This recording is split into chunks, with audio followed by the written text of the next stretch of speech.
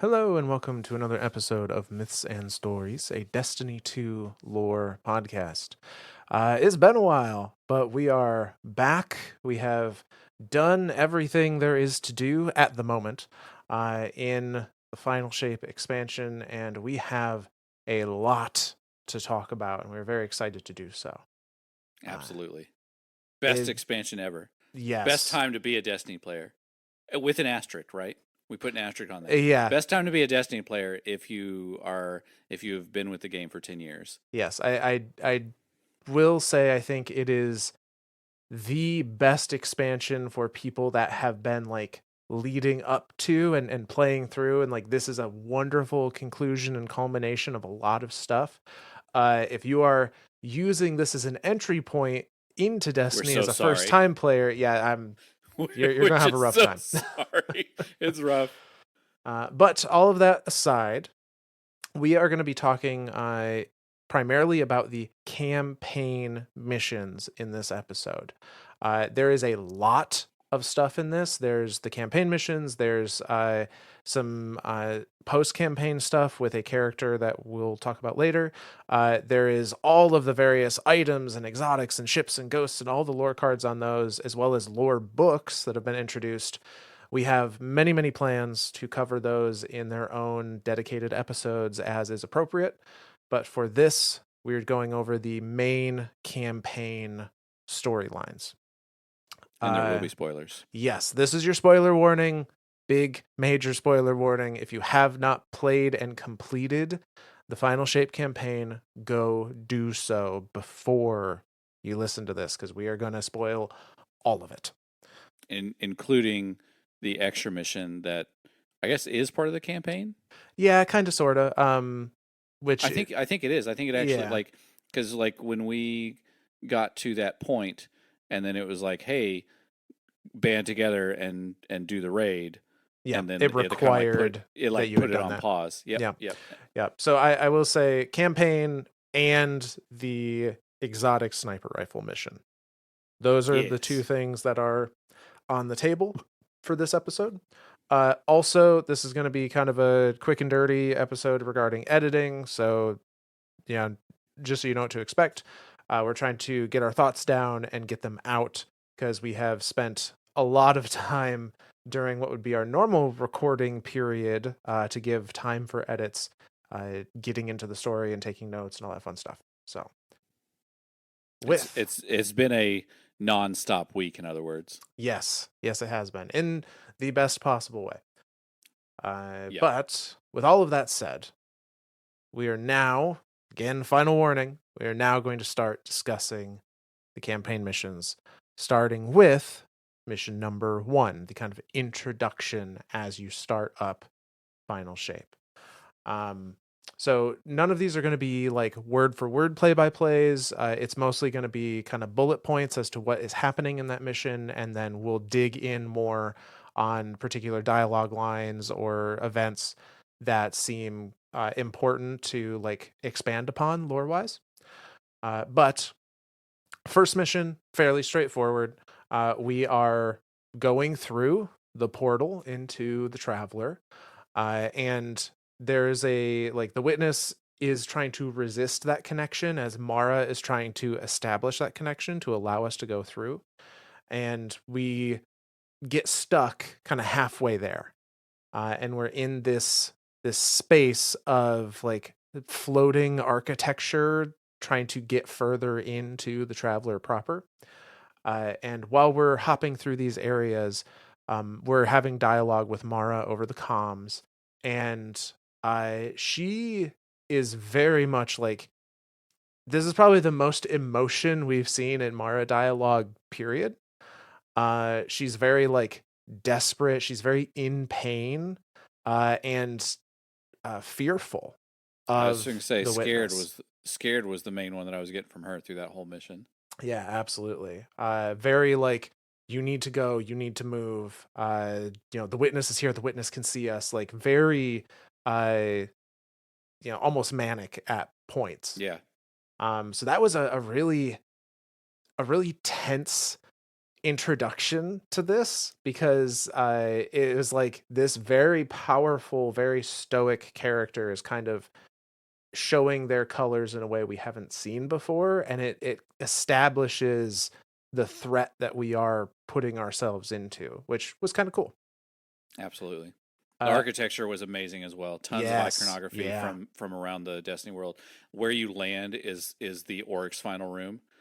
And then you're like traversing through that area. Like you literally pass between the two pillars where his daughters assault you in the fight before, and then you pass through like the main walkway, and then like off to the side there's Fenchurch's, or not Fenchurch, Devram Kay's church from the EDZ, and then like over on the other side there's a few hive ships like kind of like stretched out and like they've just been like elongated, and then like we see sections of like the interior of Rook's pyramid, like upside down and inverted, and it's a really really cool, um, like greatest hits of Hmm. Destiny 2 in this space. Yeah.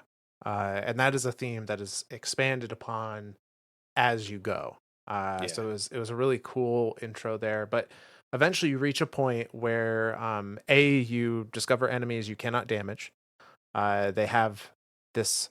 I mean, we know in the trailers, Transcendence is this new. Prismatic is the new subclass. Transcendent is the like mode you can go into as part of that you don't have in the first mission, and so you can't beat the enemies that have those shields. So you have this moment of like, shit, I can't deal with them. I need to just run. Yeah. Uh, and as you're running, you eventually get to this space that you travel through, and we get a like the screen goes white, and you get this vision. And the vision is a lot of kind of sporadic, seemingly disconnected pictures, or little snippets. And so I want to try and make some sense of that. So the vision shows the hawk made of light that has represented the traveler in a couple of different places. The Hawk Moon quest being the main one that comes to mind, and we see it's like soaring around the traveler and kind of establishing hawk equals traveler. We see the traveler letting loose the ghosts, and this was interesting because it wasn't like a wound that the traveler was bleeding the ghosts out of. It was more like a mist that was permeating off of it, and the mist was the ghosts. Like the Yeah. little Like dots in it were all ghosts. so many particles close together that Yeah. it looks like a mist, but those individual particles were the ghosts. So again, kind of showing the birth of those ghosts, or at least the moment that it happened, though we didn't get any context around what else was going on then. But we also see the original astronauts, the Ares team, that first discovered the traveler on Mars, and we get a little repeat of that very first like Destiny cinematic of Mars being terraformed with a little bit of a change. So we get this flash of like astronauts arriving and rain hitting their helmet, and then we get a flash of that same hawk made of light being slowly like bound up in this like I think we you described it as it looks like Venom from Yeah. from Spider-Man, like this For goo, this black goo kind of for anyone that pinning it got down. the super black um, shader from the Brave stuff, Yeah. it's that same style of animation where it just starts like crawling up your arm and just like and just like taking over you, and that's what it's doing to the hawk there. It's starting to Hmm. like you see it like take over a feather and then like take over the world, and like it's very unsettling. Yeah, and I think all of that iconography around this like black substance binding itself to the hawk and whatnot is all like showing the witness starting to exert control over the traveler. And Absolutely. the way we get these screens, so we have a flash of hawk and traveler, unbound hawk flying around the traveler, then the ghosts, then we get a screen of the Ares team, with raindrops hitting their helmet, and then you get the screen of the hawk being bound by this substance, this black substance. And then you start to get like kind of flashing back and forth between the hawk being bound and a shadow being cast over the traveler, I think again representing the witness taking control.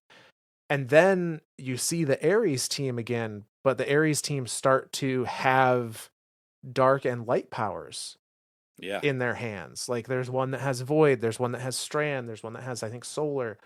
Uh and I took that to be a metaphorical representation of like the traveler released the ghosts, the witness is taking over the traveler, and the traveler is associating humanity with those first astronauts and is being like, use your gifts to help me.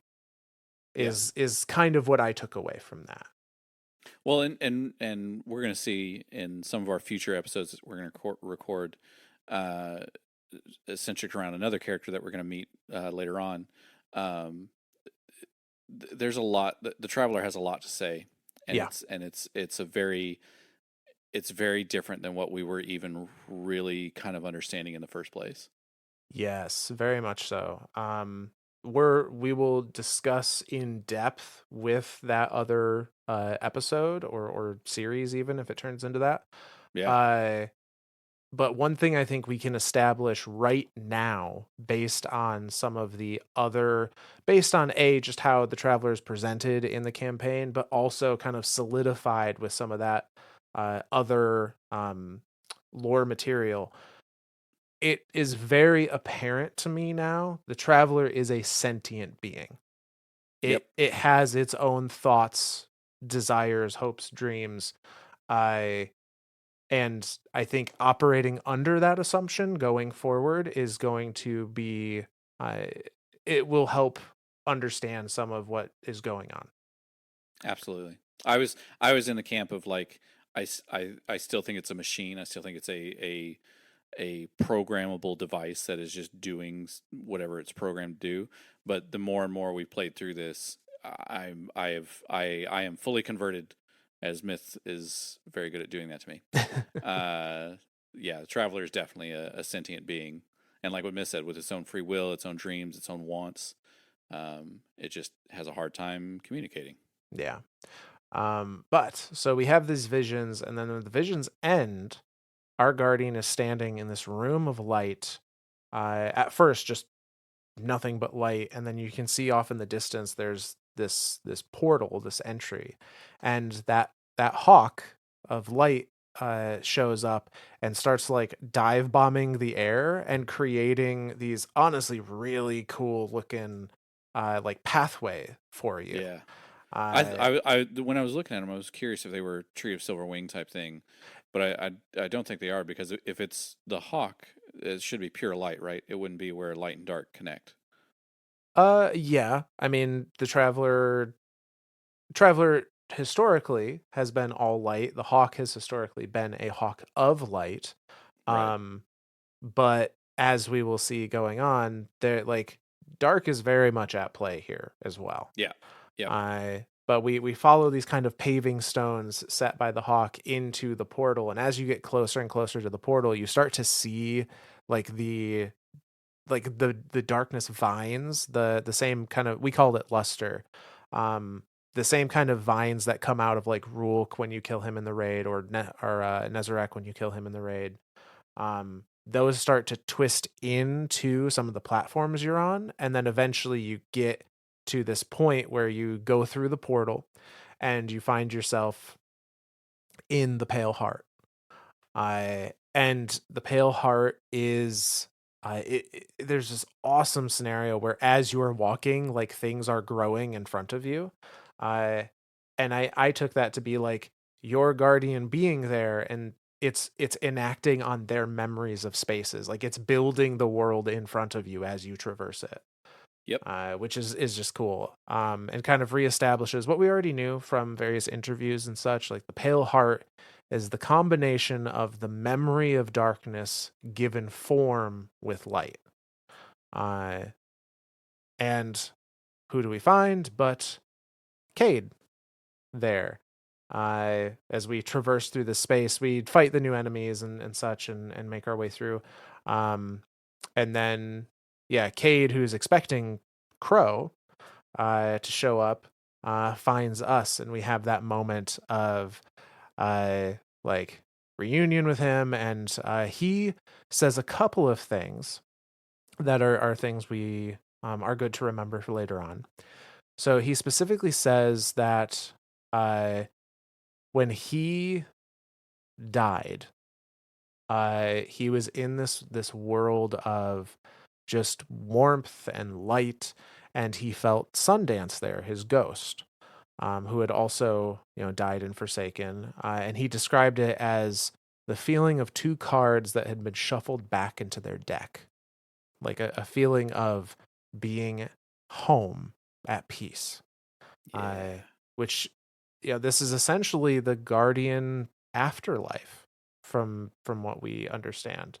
uh Cade returned to the light that gave him life, uh but he says he was painfully separated from this place and woke up in the Pale Heart. And in the cinematic, if you look closely, you can tell the vines, quote unquote, that are reaching for him and like pulling him out of the afterlife are 110% Ahamkara tentacles. Wish magic is at play. Yeah, which for anyone that read the ship that you got at the end of Season of the Wish, you know exactly why that happened. But the other thing we learn here from Ghost is Ghost describes, does a scan of Cade and describes Cade as a body that is a construct of light. And Ghost compares it to himself more than to humans or exos or whatever. Like Cade is entirely created from light, the same way that ghosts are created from light. And although Cade doesn't have the ability to weaponize it, because Sundance does not come with him, so he can't cast Golden Gun, he can't, do all of that stuff. Uh, he is still made up of light energy. Like he's still a physical entity in this space. Yeah, yeah. So that is kind of the end of mission one, and it leads into Cade going, "Well, I was expecting you to be Crow, so if he's been gone this long, something's wrong." And that kind of leads into mission two, which is go find Crow. Yep. Uh, Glint reaches out, Crow's ghost reaches out and tells us, like, yeah, Crow found this anomaly of darkness, uh, and didn't let Glint come in with him. And Glint describes it as something that doesn't belong here. It feels wrong in this space. Uh, Well, and, Gl- and real quick to back up, Mhm. that first mission is where we actually pick up Prismatic, right? As we're entering True. the Yes. kind of tower Yep. space, so we get that moment of like we have grabbed light and we have grabbed dark, but we're not fully in control of it. But like we've fused it together to make the Prismatic subclass, and I like the idea that they propose there of like we did it, but we don't fully understand what we've done, and that's kind of like the in-game explanation as to like why you don't have like all your melees or all Hmm. your grenades or all your supers or whatever. Like you did something, but you don't know what you did, Yeah. but it works in that moment for a second.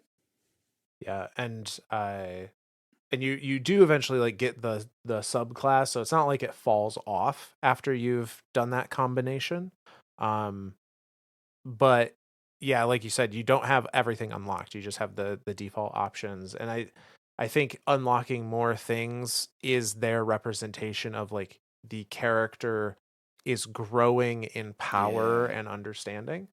I really Uh, like that iconography and there yeah. for that. That was really neat. But yeah, so mission two, we're going out to hunt to find Crow at this anomaly of darkness. Glint and Cade very pointedly say the hawk is the traveler. Yep. I Yeah, it is kind of funny. There's this like everyone knows what it is, but no one wants to say it. Okay, it's like I will. It's the traveler, uh, which Cade Cade Yeah. is Cade is very much I don't know. I guess he's like he simplifies things that don't necessarily need to be simplified, but he just gets it to where like, okay, if there was any question at all, this is it, full Yeah. stop. Yeah. And I will say something that happens throughout this campaign. There's this idea of unreliable narrator. The characters only know what the characters know, and so maybe you don't trust everything they say at face value. I think that is not a bad thing to have in mind, but at the same time, that you reach a point where like if you question everything everybody ever says, you're never going to learn anything. Like you got to every now and then you got to decide like, all right, Just gotta accept it. I'm going to accept that until Yeah. something tells me different. Yep. Uh so I think here we are accepting the stated truth that the hawk made of light is the traveler trying to guide us in some way. Uh, and so that hawk guides us to where Crow is.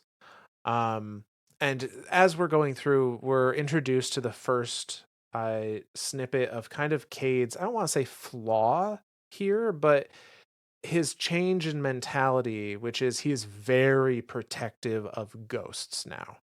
Yeah. Not that he was like reckless before, but having gone through what happened with Sundance and her not being with him, he's now really like has that perspective of like, you know, telling Glint like, you know, Glint saying, "Oh, I should have gone with Crow," you know, he's my responsibility, and Kid's like, "Well, you're his responsibility too. Like you should be protecting each other. It's not just a Right. one-way thing."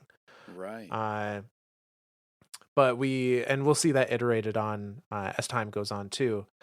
But we get to this cave, this darkness cave, which our ghost describes as a cancerous blight. Uh, and the entering this cave is such a wild experience because there's a couple of caves like this, and all of them are this like portal of shattered glass is the texture kind of effect. Yeah. And when you pass through it, the implication is you're passing through an area where the witness has truly like corrupted that area entirely, and now that pocket is more witness than traveler. And I we see that through those spaces too. We see Yeah. egregore, the darkness manifested plants. Yep. We see a lot of traveler or witness iconography throughout there. The structures of his people and stuff like that, and pyramid looking stuff, and the luster is everywhere. So yeah, Mm-hmm. it's and even like the portal entrances, it's like the area around the portal itself is like his hands forming up like this little entryway, and like so when you pass through it, it's very much like the game is telling you you are in a darkness, a full Yeah. witness controlled area. Yeah, and for whatever reason, and I do actually have a theory on this, the witness seems to have a obsession with hands and faces in their architecture, uh, which is a at little least unsettling. at least to torment Myth. It was Yes. very fun. The entire campaign of going, Myth, look, hands. uh, my kind of like personal theory for that, it's never truly explained anywhere, in the campaign at least. My personal theory for that is this is the dissenters, the many people that make up the witness's head, or the witness's being, I guess. Um, like there's a bunch of different souls in there, and maybe when the witness creates something, some of the features of those other souls leak out, and that's why there are a bunch of grasping hands and a bunch of screaming or in pain faces everywhere. That is a means for those internal beings to communicate outward. Kind of like uh his whole smokestack head yeah, thing. yeah. Yeah. Same kind of thing. But so regardless, we get into the cave, and we hear a couple of lines from the witness, who is now kind of talking to us directly. And to note, is not talking to us through our ghost. Well, starts by talking to us through our ghost, and then is able to just do so mentally after that point. Uh, Because I think our ghost like kicks him out. He's yeah. like, "Get out of my head." So he tries to take over our ghost, and the dialogue he says is, "Guardian, you were thrust into unending lives of servitude. Let us free you from this architecture of your enslavement." And there's kind of a audio cue and struggle here where it's almost like he has invaded our ghost and is trying to make it explode from the inside out, kind of thing. Yeah. But our ghost is able to fight it off, and the witness then comes back to us directly into our head, or whispering around or whatever, instead of through the ghost, and is like, well, fine, I guess I'll just communicate with you this way instead. uh and It's an interesting like defeat point for him for a yeah, second. Like yeah, he's like, I've been able to manipulate your ghost this whole time. Then all of a sudden, ghost kicks him out. He's like, fine, be that way. Like a little kid, right? Like a, uh-huh. a kid throwing a tantrum. But after this point, if you look at your ghost, bring it out for the navigation menu, or in cutscenes and stuff. From this point forward, your ghost is very visibly cracked, like has fractures through it. With Uh, light like pouring out of it. yeah, like he's looking pretty roughed up from that experience. There was there's as soon as that happened, I made an observation. I was like, Myth, is our ghost gonna die? Are we gonna lose our ghost? And Myth had to like remind me. He's like, no, no, no. Bungie put stuff in the Eververse store. The ghost can't die. There's no way that people would spend money on this thing and then be like, "Well, shit, I can't use it. Like, me want refund, please." But it is a really cool visual effect, and it does play into things as time goes on. um but yeah, ghost got fucked up Yeah, by that experience. And when the witness talks to us, from that point forward, it's like we get that cracked glass like effect on our visor, on our HUD, which is kind of interesting. I mean, uh I guess that's got to be how he's talking to us, right? Like, because that's always been the how the witness has talked to Yeah, anything he is uses through like a that cracked mirror or glass. glass or something. So I Yeah. mean, what's the closest thing to us? The giant visor that makes up our helmet. Yeah. No, it makes sense. 100%. But as we're going through this area now, we see that kind of depictions, dioramas that the witness has created, where the witness has tempted Crow with different things. And we get little snippets as we get to each one. So the first one is a statue of Crow and Mara, or I guess Aldrin and Mara, standing together. Um, and the witness says, that it offered Crow a final shape, where Crow was admired and given the pride and trust of his sister and the guardians and the vanguard and all of those around. uh, and instead Crow chose pain, in its words. At which point Ghost kind of reaffirms how things work in this space by saying, like, oh, you used darkness to exploit Crow's memories and then the light to give them form. So that's how these dioramas were created. And again, just reinforcing how these spaces in general were created. Darkness, energized those memories or brought those memories forth, and then light gave them form. Very We very much using the tools as they were Yeah. as they are as tools. Yep. Light as a tool and darkness as a tool. Yeah. And then we move on to the next room, and here it's Crow sitting on Mara's throne, the throne of the Awoken. And the witness says that they offered to erase Prince Aldrin's stain from the dreaming city and grant Crow dominion of the reef, Awoken, and all the stars beyond. But again, he chose pain, meaning Crow turned him down, like, Yep. did not accept the offer. Uh, and the witness starts to like kind of psychoanalyze Crow in the next room, where he says, Crow believes he is existing, or he is resisting temptation, uh, that the material is immaterial. And the witness says only purpose can cure his heart, and he believes his capacity for pain is that purpose. This belief was taught, conditioned into him. It can be unlearned.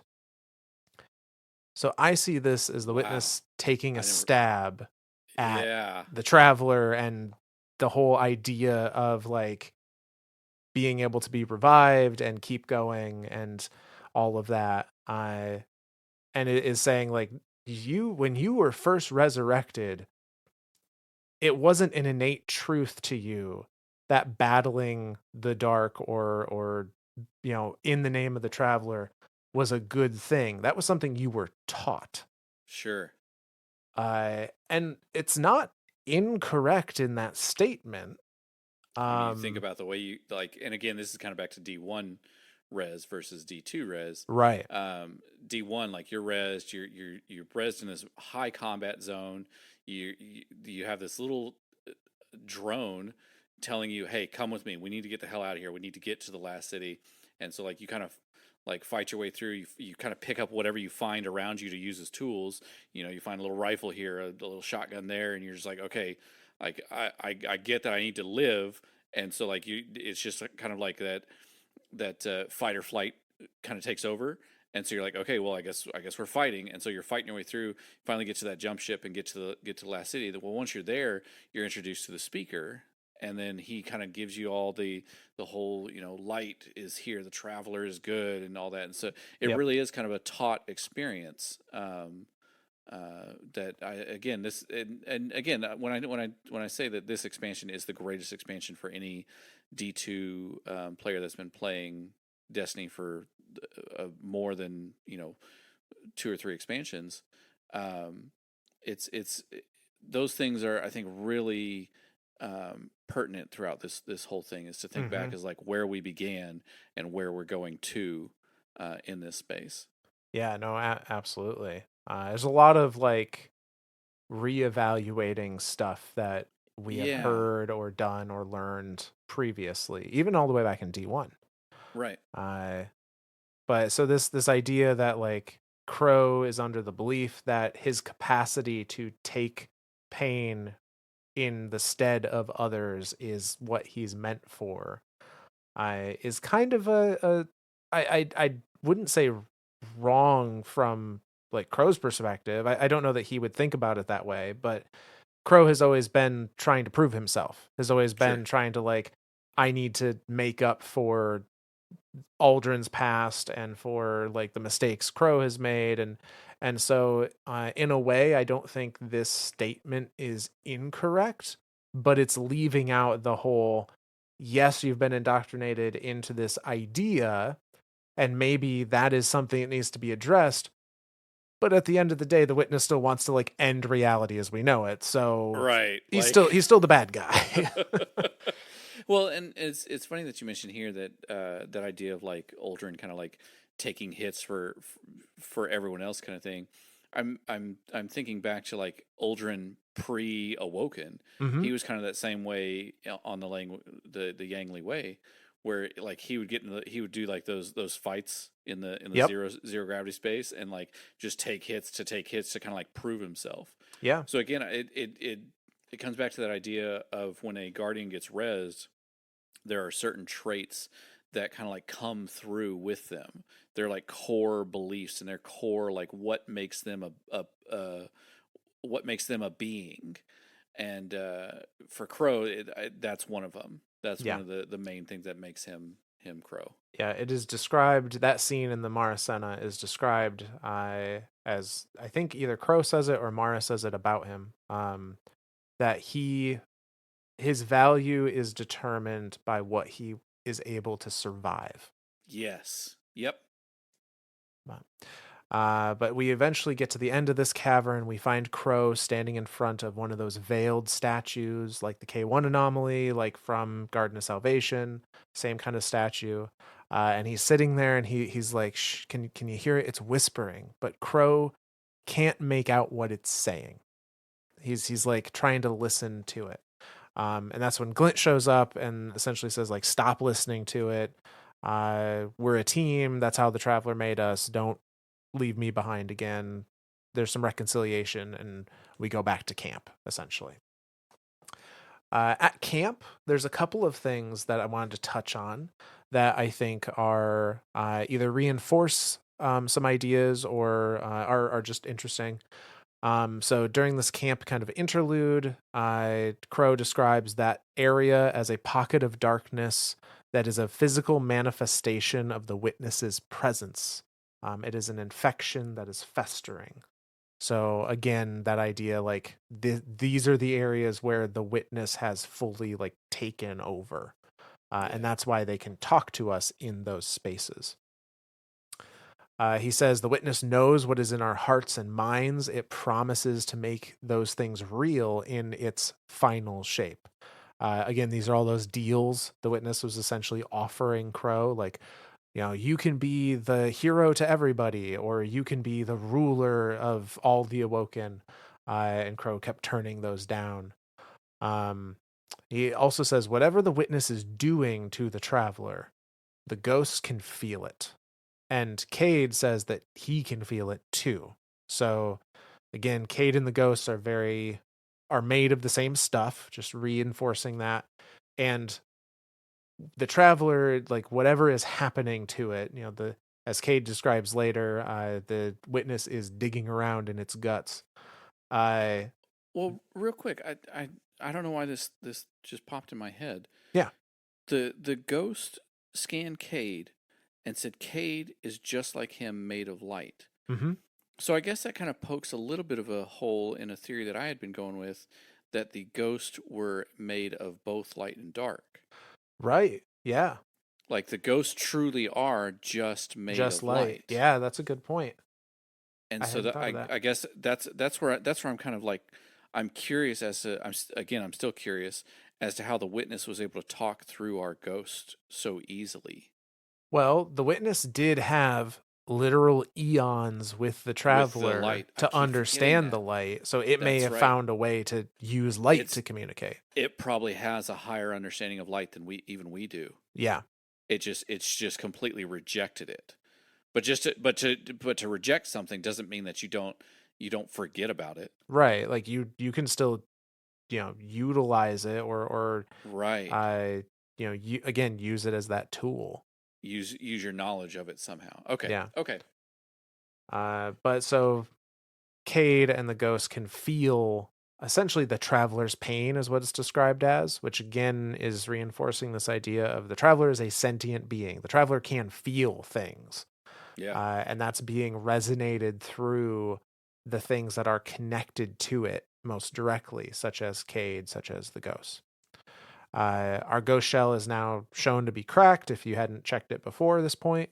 And there is a radio message that comes through from Mara, who describes that the portal into the Pale Heart is unstable and that enemies have barred the way after we went through the portal.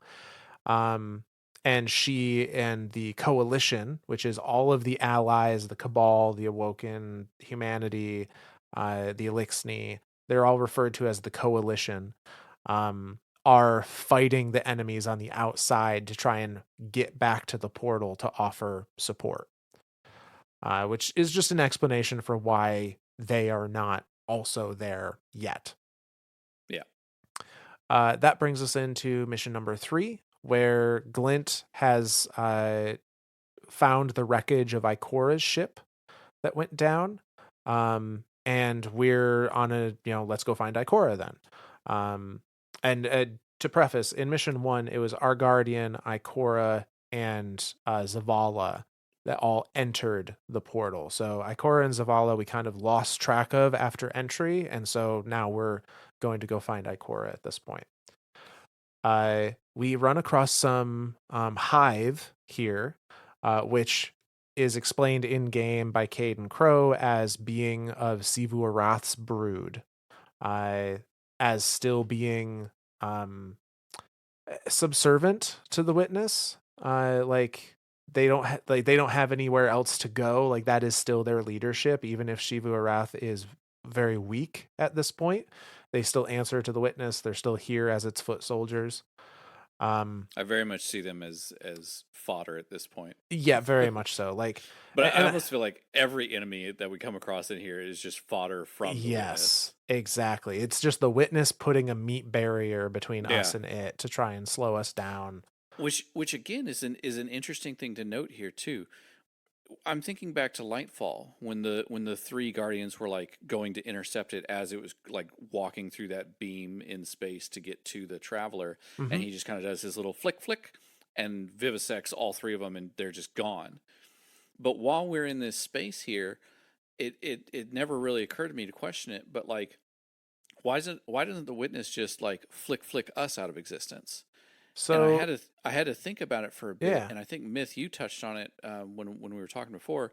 It's because of the prismatic, because we are light and dark now. We're not just light, we're not just dark, but we've figured out how to fuse this stuff to like work for us in balance, in harmony. So yeah, that's I thought that was really neat here. yeah, I think it could be explained a couple ways. One is the fact that we are growing in power in the narrative via the mastering of this prismatic, which is this described as the harmony between light and dark. It is almost the evolution of a guardian is what we have Yeah. become.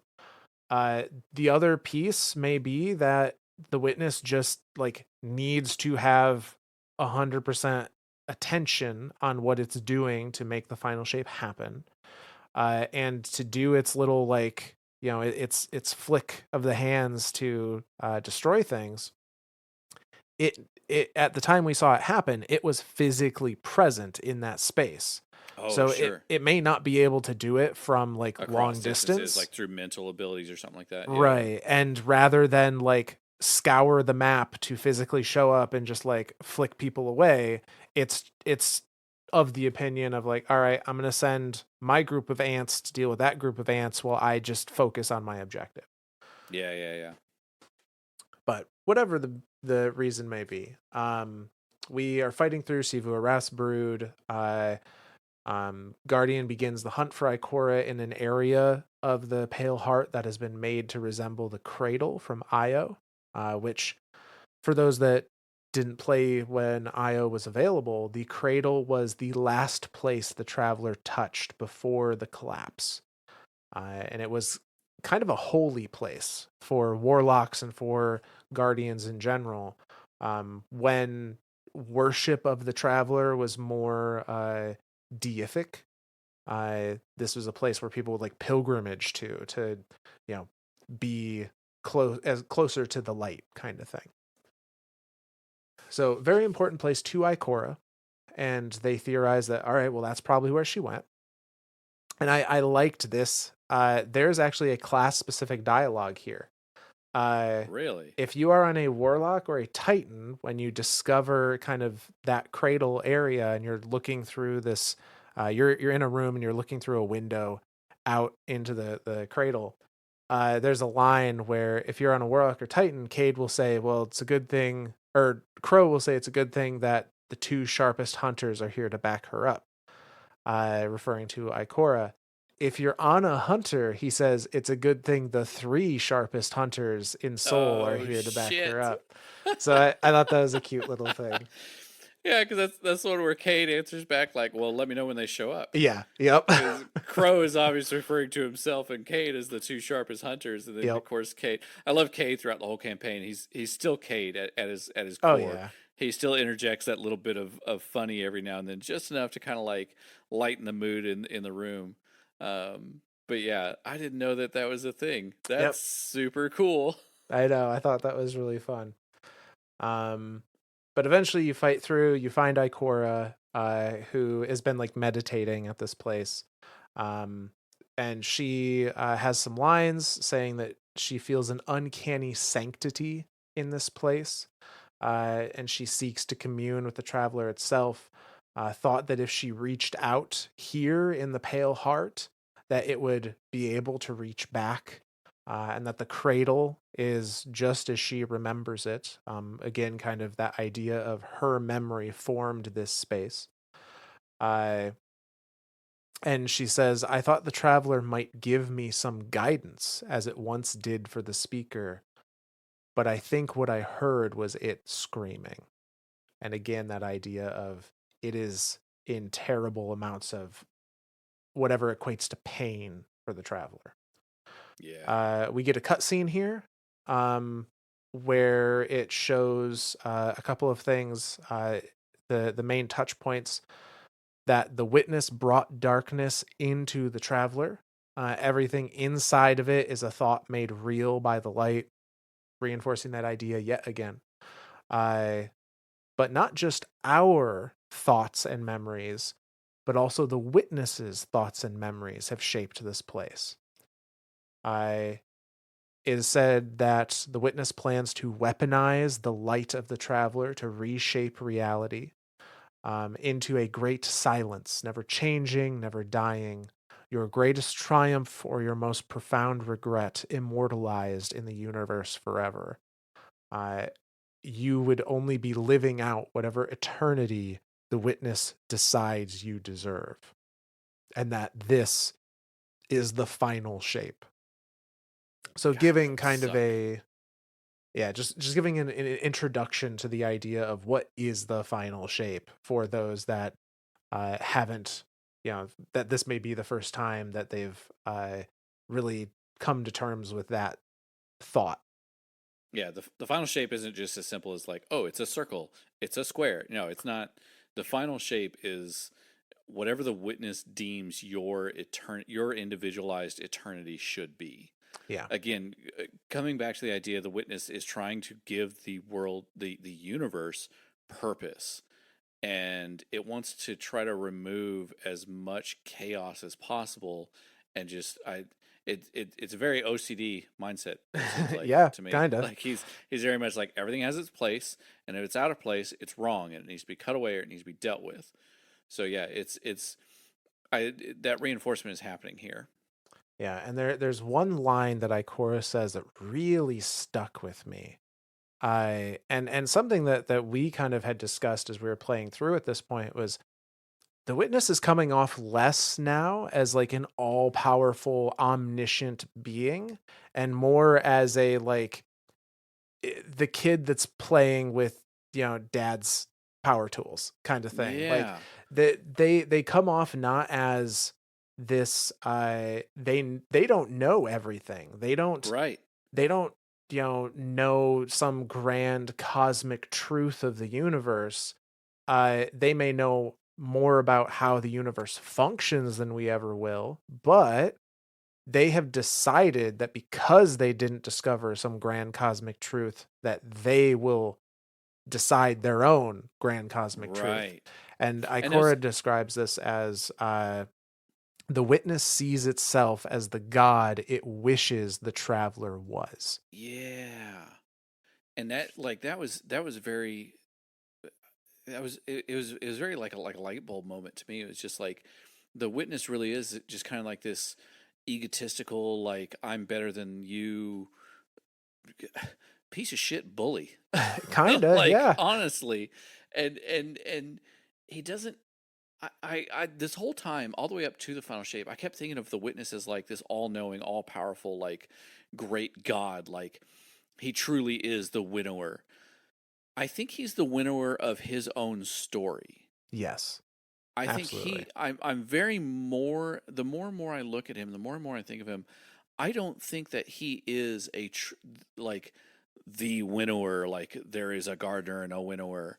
But and we're gonna poke at that theory too, I think in future episodes. The idea of the gardener and the winnower.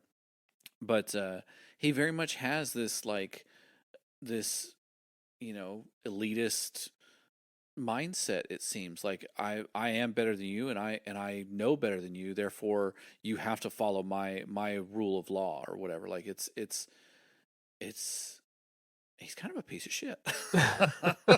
Yeah, I mean, yeah, I don't like is him and I want to fight him. Is also kind of the first time it's stated here that the idea that if light is powerful enough for the witness to use it to quote unquote destroy the universe, then it must be powerful enough to destroy anything in the universe, which would include the witness. There you go. Uh, He is a physical entity in this yep, universe. Therefore, light should be able to do something to him. If he can, yep, like you're saying, like what you're saying, if he can use it to do whatever he wants to things to the universe as a whole, then that means it has to be able to affect things in the universe. Therefore, it should be able to affect him.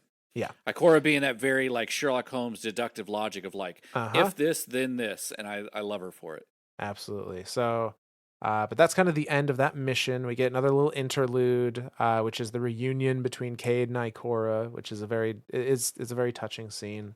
It is. Um, I say they repeat So a many couple. times I cried in this campaign. It's just a ball of tears the whole time.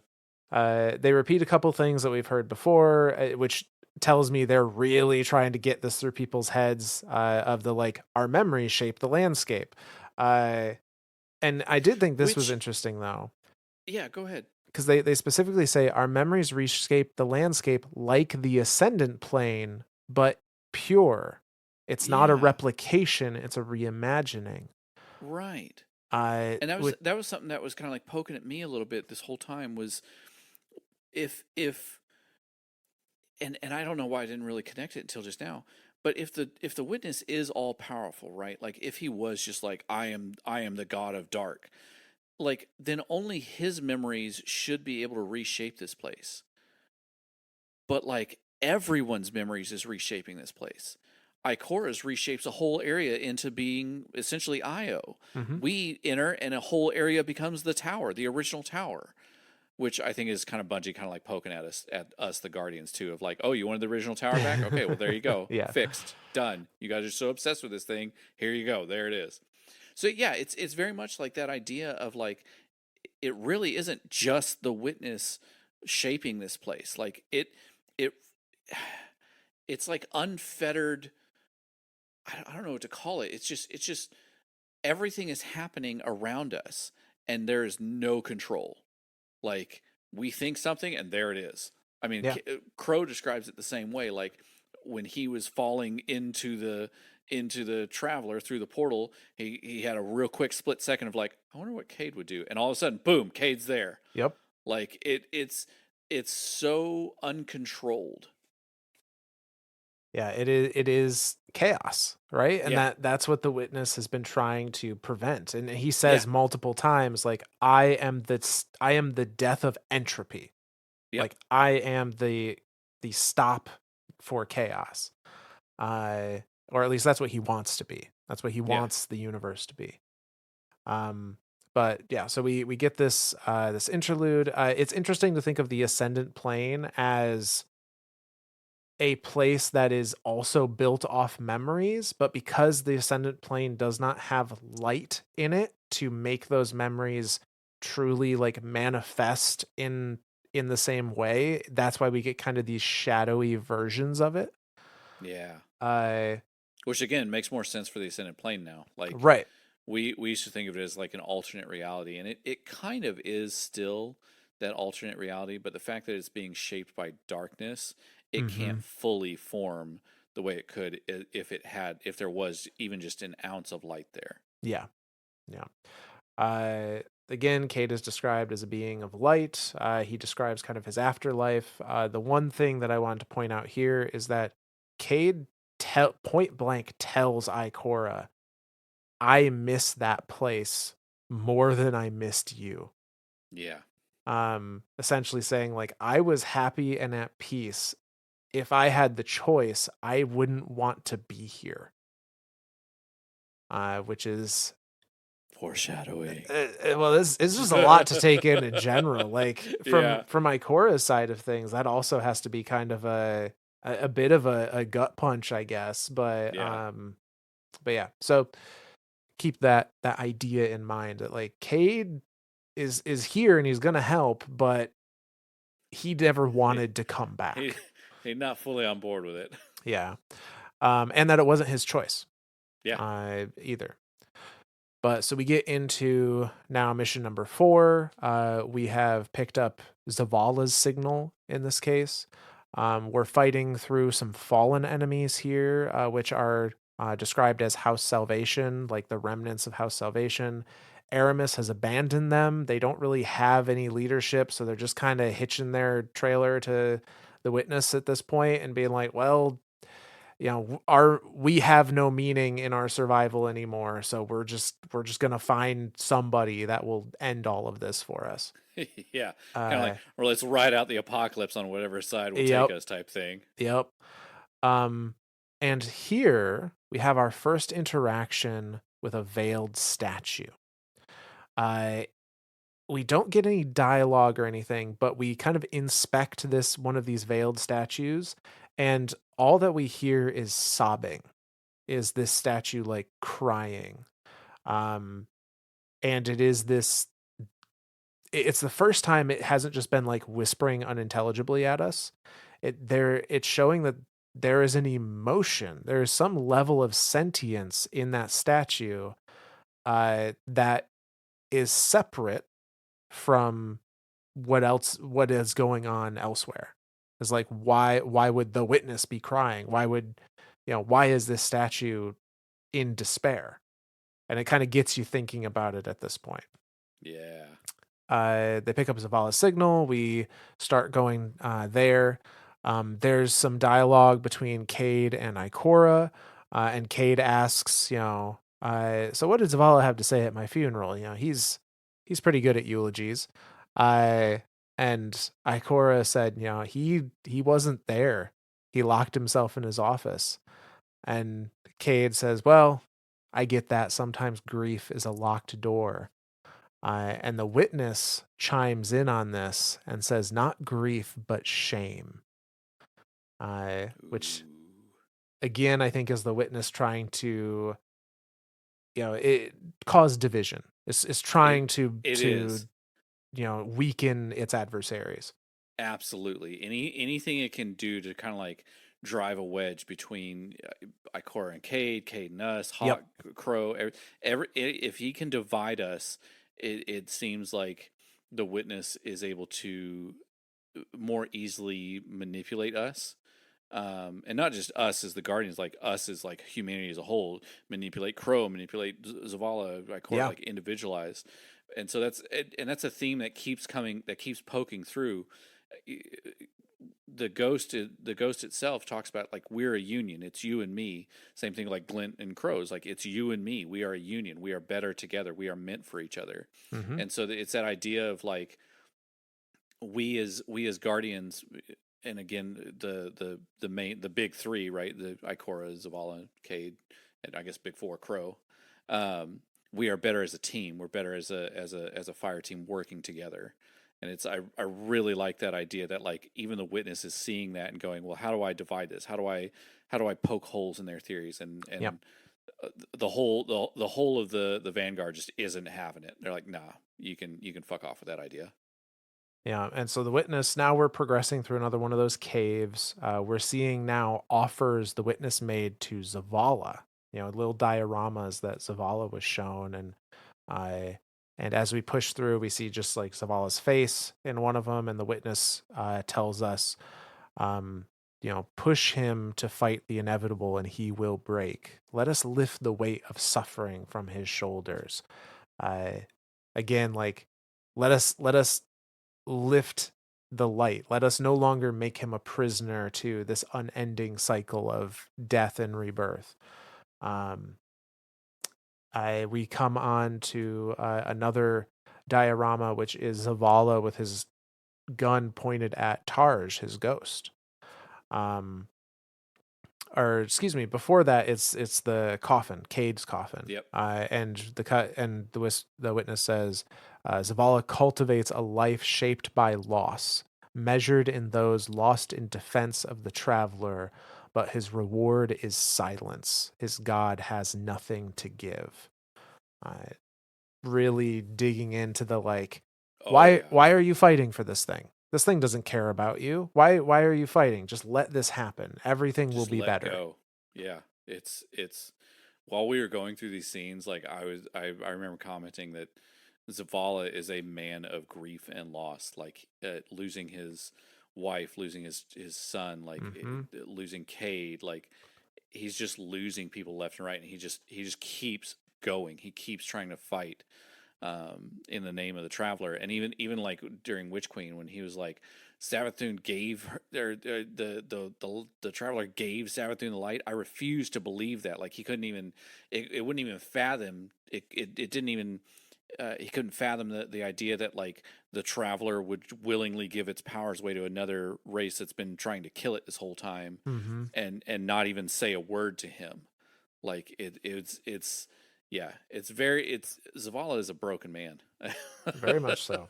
Uh, and then we get to the diorama with Zavala pointing a gun at his own ghost.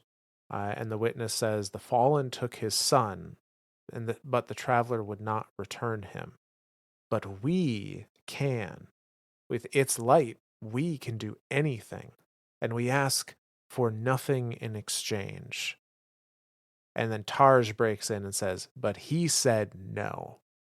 So the witness offered him, like, we can bring your family back. Like we can allow you to live in an eternity where your final shape is spending every day forever with the family you lost. And in spite of how terribly difficult that must have been, Zavala still denied that offer, the same way Crow denied the offers made to him. We break out of that cave now, and we see a space that has been shaped by Zavala's memories, and it is his family's cottage. This little, like, one-story house with some, like, chopped firewood on the side and a chimney billowing really creepy smoke. Uh, I was about to say, and a chimney billowing witness head smoke. yeah. Um, That's the finalization that I want to see every time. Like walk out my house and go, huh, that's normal, right? yeah, that's fine, I'm sure. Uh, and we find Zavala not in the cottage, but actually at the grave site just across from it of presumably his son and or wife. And he's defending it from these fallen forces that are now appearing. Uh, and we, our mission at that point is to essentially help him, like, clear the area. And he doesn't. It's interesting. Like, Zavala doesn't do.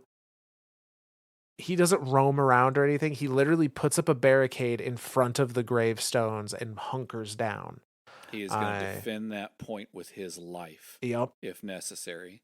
That's how and again to think of the back that like he turned that down. He turned down but again I keep coming to the idea of like what truly is the final shape and we're gonna learn more about this as we go through this episode. The statues that everything we come across when we look at witness stuff is statues of stuff. So I'm more curious now when the witness says, I'm going to give you this thing, is it truly giving you that existence? Or is it just locking you in a statue and going, there, now you're in your place? I think it's probably locking you in a statue, but maybe mentally what you're Right. experiencing while you're physically locked in place is whatever paradise it has promised you. Yeah. Assuming But, that it actually but, gives you that.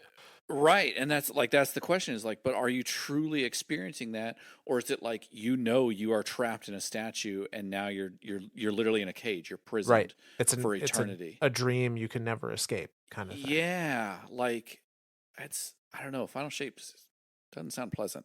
Not particularly. No.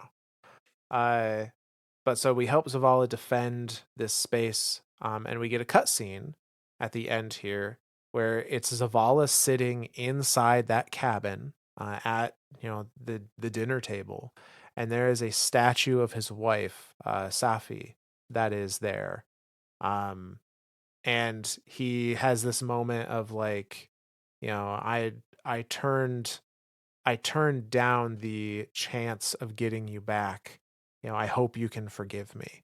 Uh, and as he reaches out and like touches, like holds hands with this statue, um he gets a vision where for a moment the statue of Safi is not there, and instead it's one of those veiled statues. And the word, he actually hears words from this veiled statue which whisper "help me" to him, and then Oh it's shit. gone, and it's the statue of Safi again. That was the scene we missed on our first playthrough, wasn't Yep, it? that was the scene we Oh missed on the first shit. playthrough. Okay, And that's super helpful now. yes. And then at that point, Ikora comes into the room with Tarj, and yeah, to them, they're like, "You just went through some terribly traumatic shit. Like, come on, let's get up and get out of here." And Zavala is saying, like, I had a vision where the statue is asking for help. Like, there's something else at play here, and from their perspective, this is Zavala that's like having a mental break because the Yeah. visage of his wife, his dead wife, is there in front of him, and they're like, you can't listen to what it's tempting you with. You know, you gotta ignore the witness is just trying to get to you again. And he's like, no, like there's something else here. The next uh few missions and his mentality now make a lot more sense. yeah, yep. Like without that cutscene, I was questioning like what the fuck is wrong with Zavala through the next like few missions. But now having that context of that cutscene, I'm like, okay, Yeah, it helps a I little got bit. you now. It helps a little bit. So they lead Zavala away from the cottage. We get another cutscene, which is him reuniting with Cade at the back at camp. Uh, they reminisce about like the camp as a whole, Crow and all of them reminisce about Amanda and kind of fill Cade in with what happened to her.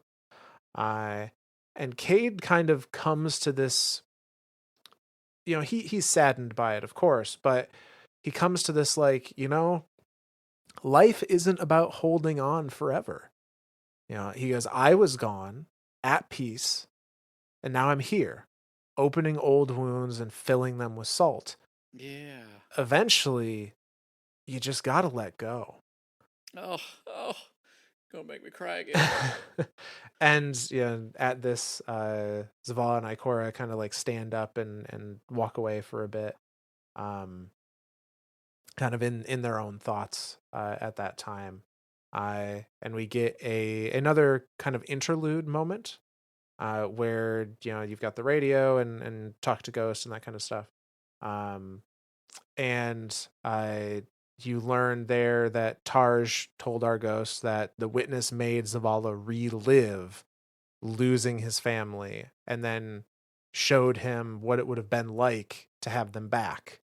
And so seemingly those were the visions Zavala was given to like relive all that pain and then be like, well, don't you want all that undone?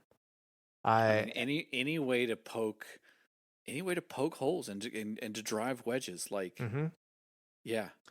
And This is a desperate like this. yes. I think this is the start of the desperation of the witness. Like he's starting to see that like, well, I couldn't get to Crow.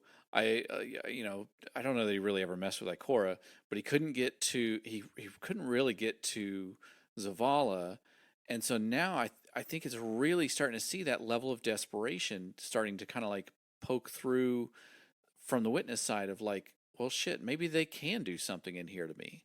Yeah.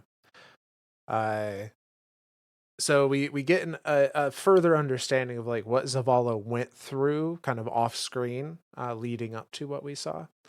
And then the radio is a conversation between Crow and Cade. And this is another one that I thought was really important to kind of set some of the theming going forward. So Cade reaches out to Crow and is like, hey, I know you're ignoring me, but you need to stop. I want to talk about Amanda. And Crow is like, I'm sorry that she's gone. And he's like, no, no, no, no. That's not what I'm talking about. He goes, look, Amanda was a gremlin of a kid. She tore the engine out of my Sparrow when she was 12 years old, and I almost kicked her out of the tower for it until I realized she did it clean. Like that she didn't just destroy it, she disassembled it. And so he is the one that told Zavala to like give her a job in the hangar and learn how to work on stuff. And he's like, I watched her grow up. And I can tell you that Amanda lived a damn good life exactly how she wanted to. And he reinforces this idea saying life isn't about drawing out the living part, it's about making what you do with it matter. And essentially telling Crow, like, stop being sad. Like, you honor her. Don't mourn Yeah. forever. Like, Yeah. understand that she went out on her terms, living how she wanted, and you don't get to be upset about that. Yeah. So, just God, a kick you right in the feels, man. Like I want to fight something now. I know, but it was this very. I think that was the big turning point for Crow, especially, 100%. of like making that mental shift. Yep. I think he needed to hear that in order for Crow to kind of like, again, let go Right. of everything and to really kind of like start moving forward and not just as like personal character growth and stuff like that, but like really kind of like go, okay, loss happens, it Yeah. sucks. Let's And let's keep going. right. And to hear it from Cade of all people, I think Yeah, it was like extra impactful there. yeah. The guy that Um, he shot in the face with his own gun. yeah. Like, Yeah. come on, world. But we then get into mission number 5, which is us scaling the Cosmodrome ice wall, because there is like a font of light that we're picking up signals on that we're going to go investigate. I and so we're scaling this ice wall. There's discussion between Cade and Crow about like, hey, how have you ever seen Zavala like this? And Cade is saying, I've seen him sad. I've seen him defeated. I haven't seen him scared. And Yeah. this is him scared. And he goes, I feel it too. I just don't know what Zavala's gonna do with that feeling. And Crow interjects a little wisdom from Eris here, who says, Eris once told me that fear is a knife. We can use it to hurt others, we can use it to hurt ourselves, or we can choose to sheathe it. Uh, and that was just a very poetic way of thinking about that. And I thought that I was liked kind of it. cool. I liked it a lot. Um, say, in which case, Cade is like, well, let's get finished with this before anyone gets stabby with their feelings. uh, Stabby feelings. That's what we need. yeah. Um, but Ghost references like having Cade back. It's almost like the Traveler knew that we needed him to feel whole again. Yeah. And Cade is like, yeah, but I wish I had had a choice in the matter. Like, I'm happy to be here to help you guys, but it maybe isn't how I would have chosen to do things. And at which point Crow says, like, all right, Cade, we need to talk. Uh, Like, I know you don't like this, but yeah. And there's this moment of kids like, oh, great, spooky and cryptic, my favorite. And so they're off comms. We're fighting up the wall some more. With Vex this time, which are described as being from the Soul Divisive and are followers of the Witness, in Cade's words. And then we get to a point about like halfway up the wall where Crow kind of lays it out for Cade that like I made a wish when I was coming here that whoopsies. was like, how would the great Cade 6 have handled things? And lo and behold, when I arrived, here you were. Uh, and Whoopsies. yeah, and there's a little interaction going forward where Cade is like kind of upset at that, and then he comes to the point where he's like, all right, it doesn't really matter why I'm here. I'm here. Let's, I'm gonna keep doing what I'm doing. Yeah. Uh, but he does specifically say, we can't let Ikora and Zavala know that you wished me back. Nope. Uh, he goes, they don't need truth right now. They need a reason to have faith in the Traveler to keep going. And if that reason is me being resurrected by it, then that's what they can believe for now. Worth it. Yeah. Worth it. Yeah. It was Uh, very, very poetic there, and I really enjoyed it. I also I really enjoyed throughout the campaign of like, why are these enemies here? yeah, that was cool. Right? You come across your first set of like, to me, I was like, well, this is the witnesses domain, like it's just going to be all taken or all scorn or something. But then, like, when there's Hive, you're like, okay, well, okay, sure, there's some Hive with Zero Wrath that are probably unloyal. And then when you see Fallen, you're like, where the fuck are these guys coming from? And they're like, oh, they're House Salvation. They have no leader. There's a power vacuum. They don't know what the hell to do. So they just, like, they're completely leaderless. Like, oh, well, sure, of course they're gonna coattail onto the next biggest leader, which would be the Witness.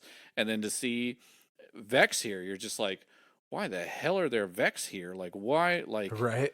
Vex are their own entity. They're like, no, they're soul divisive Vex.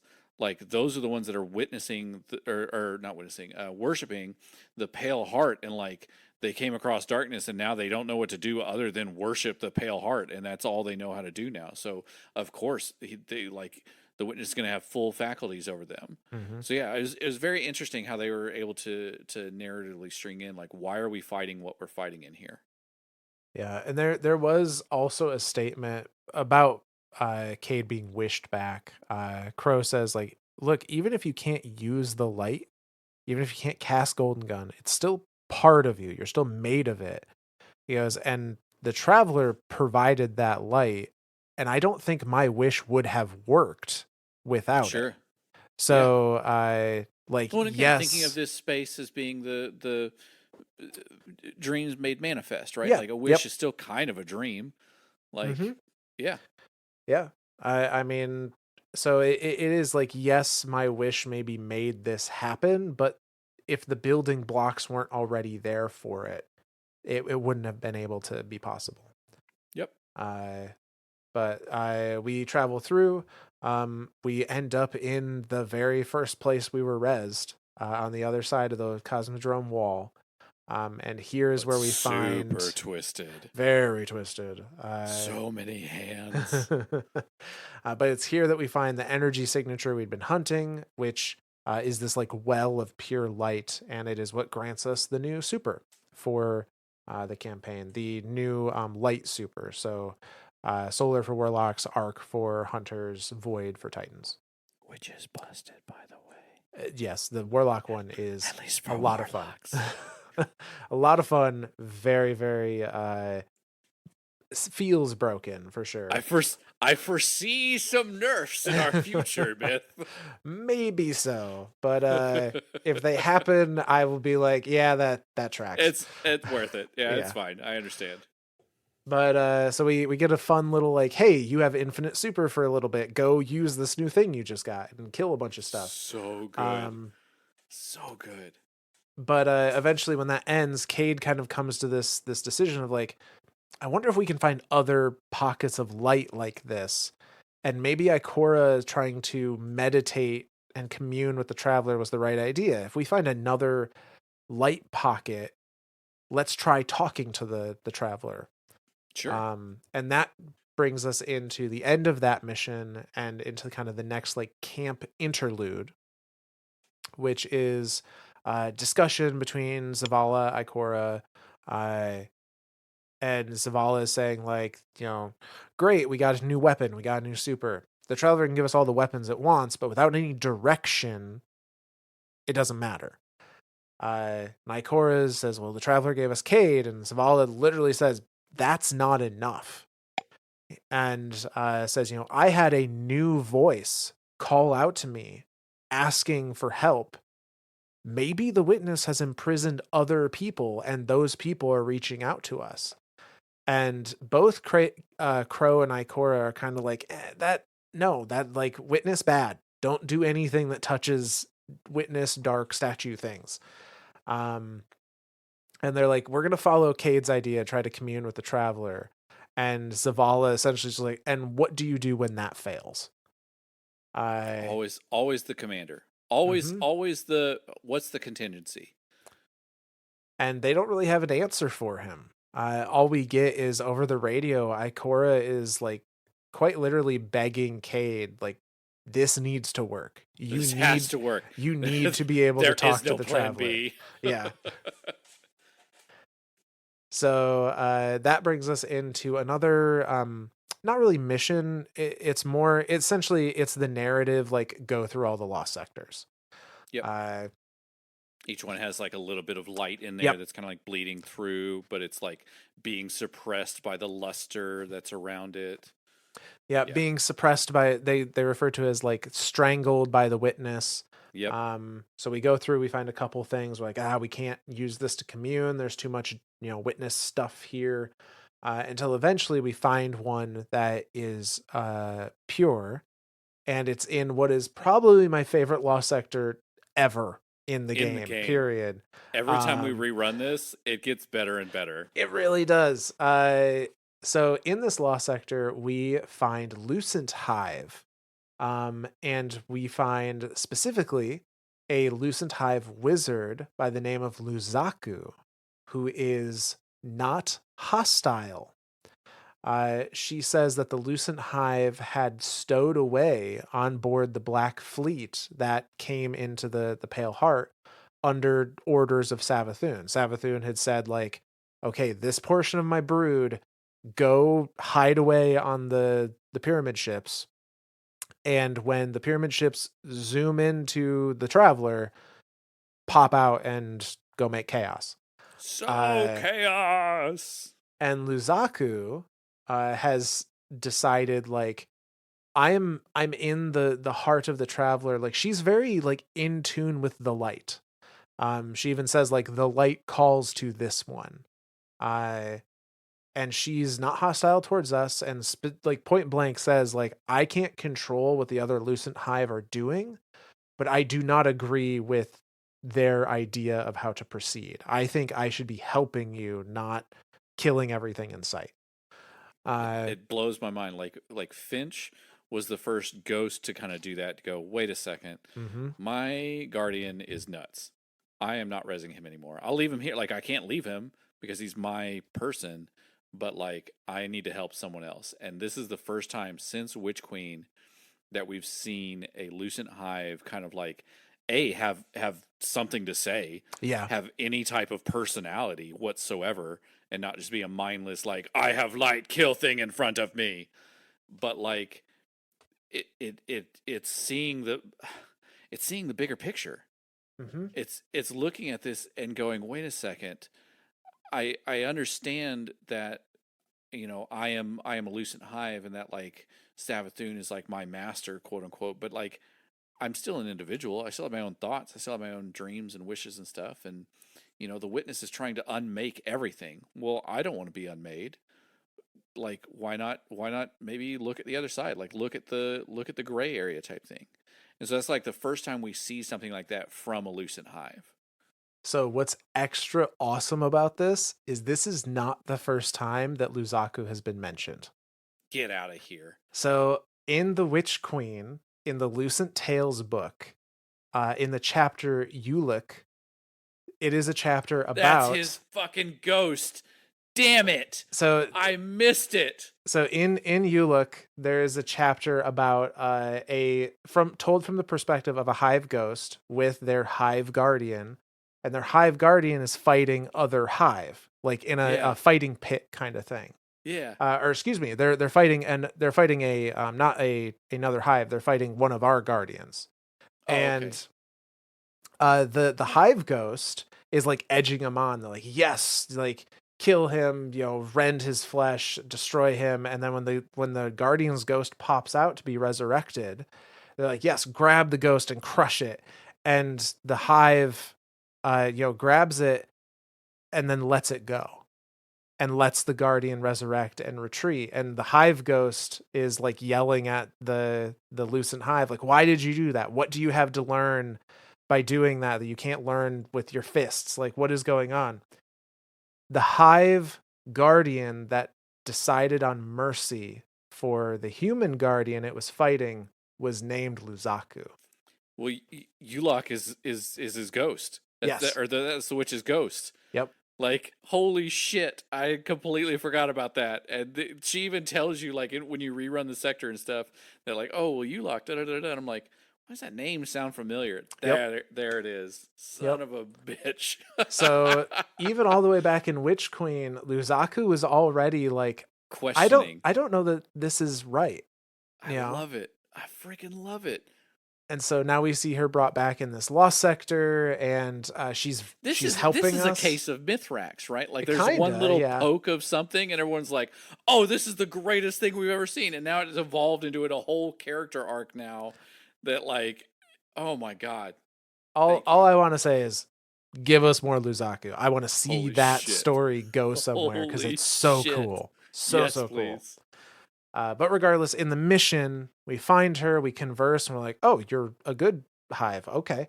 Uh, and Cade and Crow transmat in, and they commune with the traveler in this pure light fissure. Crow tries, doesn't hear anything. Um, Cade tries, and originally like uses it to pull a joke. Crow, Yeah, it's like why did you murder the greatest hunter in Soul? yeah. But then he's like, "Oh, wait a minute. No, I do hear something." And Crow's like, "Yeah, whatever. You know, fool me once, shame on me." And Cade's like, "No, no, no, really." And then we get a cutscene. And Cade gets a vision. And in this vision, he starts off in a place that's just light. And he sees Crow walking away from him. And he like follows that vision of Crow, which kind of disappears. And now he's looking out at a vision of Crow and Glint in the last city when the traveler still hung above the city, just kind of like looking out over things. Uh, and we get another scene after that of Ikora defending Elixni, presumably during season of the Splicer, where the Vex were trying to invade the city, and she like casts a Nova Bomb at the Vex to help this like Elixni and their children escape. And while he's seeing these visions, uh, a little image of Sundance has appeared and is talking to him. And what I want to point out here is it's implied that although this looks like Sundance, it's not really Sundance. Because Right. he asks like he goes, Sundance, is that you? And the response is, I am what you wanted me to be, which implies to me that this is the traveler taking a form familiar to him to try and communicate. Yep.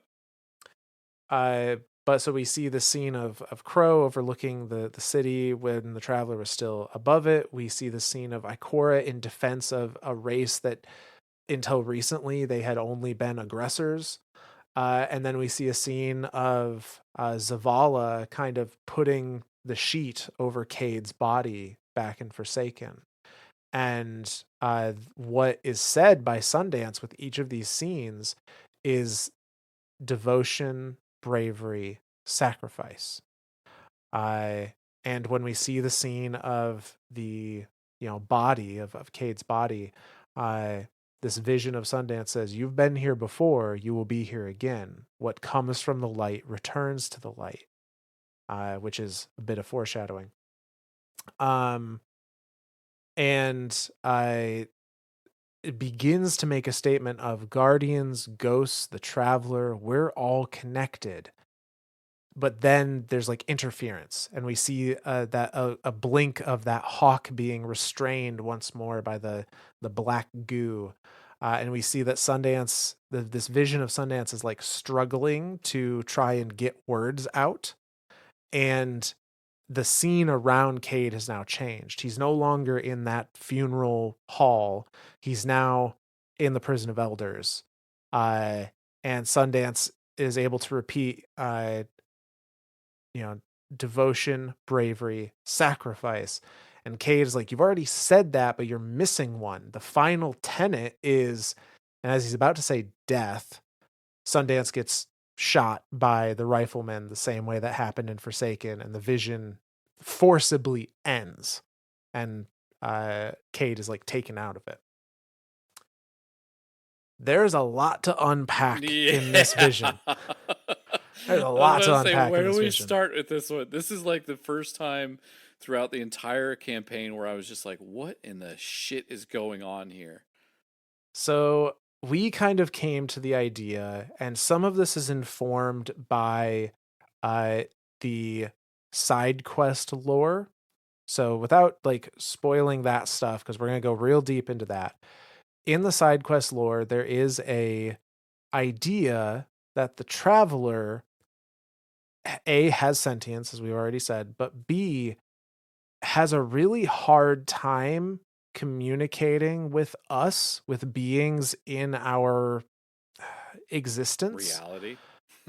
in the same way that the nine have a hard way of communicating, because there isn't a, like, the traveler can't understand or comprehend some of the emotions or ideas that we have, and it makes it very difficult for it to try and communicate anything to us, because so much is lost in translation. Right. And with that idea, the traveler is, if we're assuming the traveler is giving Cade this vision, which I think is near certainty. He Yep. communed with a font of light and got this vision. Uh what is it trying to communicate? We're seeing these moments in time that have happened to other guardians, none of which Cade was present for, by the way. So this is kind of showing that the traveler can experience things that other people have experienced that are also of the light. I was going to Uh, say it is showing beings that are connected to it to via it, the yes, ghost. yes. Also, all the beings that are literally in it at that moment. Oh yeah, yeah, yeah. So, because it showed us Crow, it showed us essentially a memory of Crow. It showed us a Yep. memory of Ikora, a memory of Zavala, all these people that are important to Cade. And I think it, as was discussed in the Constellations book around the original speakers, it can't communicate directly. It has to communicate through like images and pictures and like fragments of things that need to try and be deciphered. So I'm thinking that what it's doing in this instance is unfortunately not offering any like real information. It's more like devotion, bravery, sacrifice. Like that is what it means to be a guardian. Cade is the one that adds death to the end, or is going to add death to the end. And I don't think the traveler considers that part of the tenets Yeah. necessarily. Um, Well, and you had to point this out to me too. In the Constellations lore book, on the very first entry, at the very bottom of it, the very first speaker is given four exact tenets, yes. and they are not bravery, devotion, No. sacrifice. They are, so those tenets, which are on the first chapter of the Constellations lore book titled Dreaming, are: the traveler is a force of benevolence. The traveler is a sentient being with free will, dreams, hopes, and fears. The traveler will save us. The traveler will leave us. So those are I think the original tenets. those.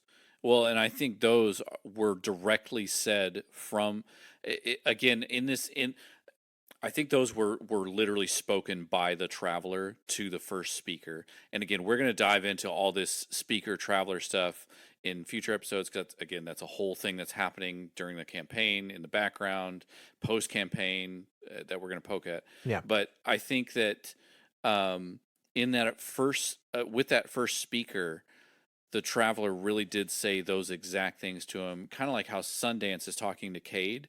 The traveler took some sort of form in a dream and communicated those directly to that speaker, and those have gotten kind of lost over time.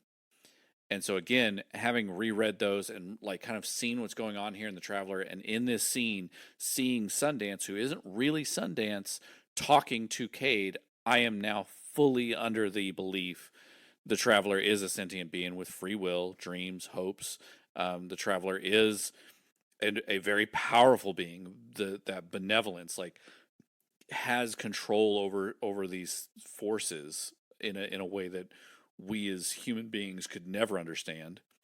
And the last two, like the traveler will save us. I th- I think is I think that can be interpreted a lot of ways. Yeah. I'm under the immediate idea of like it will save us from destruction, like from the witness, and then the last one of it will leave us. I think that's just what it does. I think that's what, and I know we talked about this a lot. That's what it's been doing to all these different races. It goes to the Elixni, gives them a golden age, shows them all this stuff, and then leaves. Like partially in fleeing from the witness and forces of darkness, but also just because that's just what it does. It gives you all the tools and says, "Okay, have fun," and moves along. It did it to the Ecumene. It did it to Harmony. It's sort of doing it to us, and we're just kind of in that saving moment right now. So I it was very like hit you in the face type deal in this cutscene of like maybe we are misinterpreting it, and like what you were saying with it and kind of having that misunderstanding between it and us, the way that the nine has the misunderstanding between themselves and us. I think that's a more apt description going on, which then makes me question the idea of like the entirety of the unveiling book of like, is this truly, the gardener, or the voice in the light, or whatever? Like, Right. Yeah. is that idea of the way our universe was created true?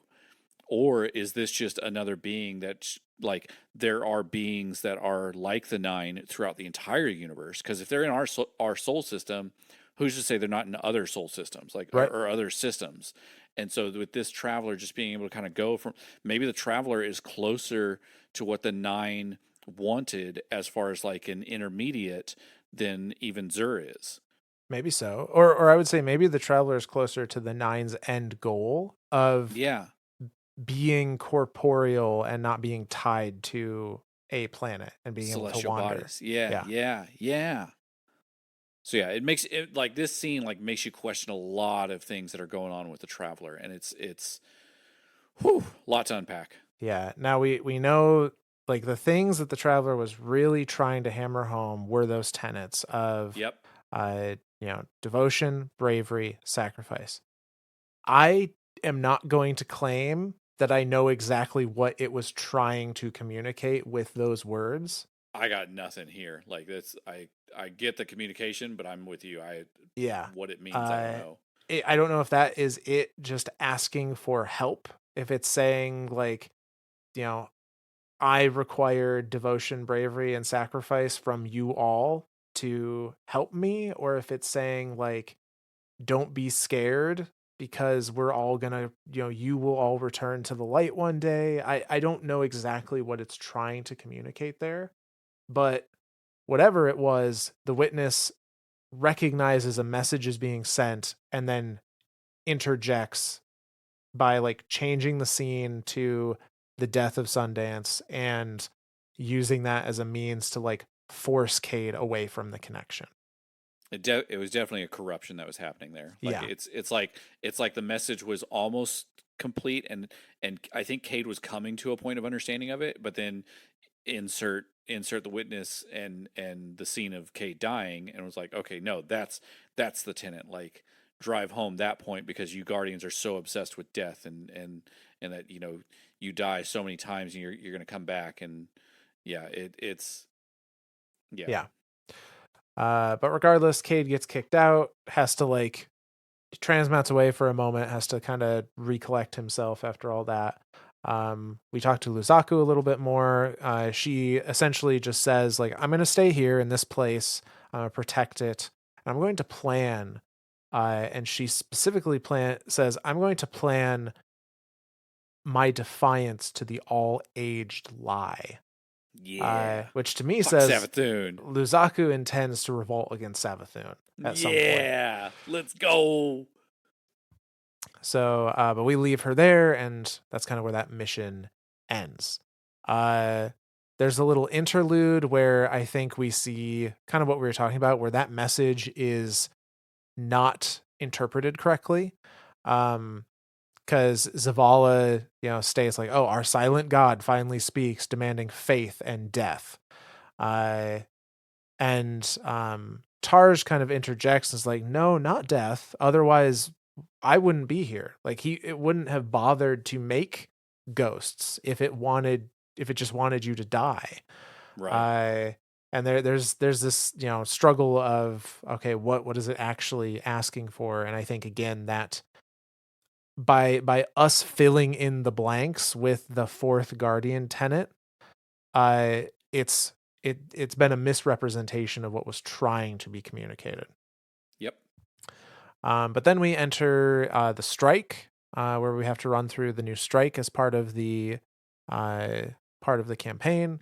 Not a whole lot that's like uh, dialogue as far as like lore relevant. It's mostly just a lot of bickering between Zavala and Ikora and Cade, kind of showing Zavala reach this point of pain and frustration and anger around everything. Having to relive through his family's deaths, having to turn down the opportunity to live with them again in some fashion, having his fire team ignore uh, like, I something talked to me, like this is a lead we should investigate on, and then also like having a lot of anger towards the traveler not doing anything to be helpful to them in its defense, and a lot of anger towards the witness at making him relive those painful memories. And it's just, he's got to put it somewhere, and he's kind of taking it out on the people around him.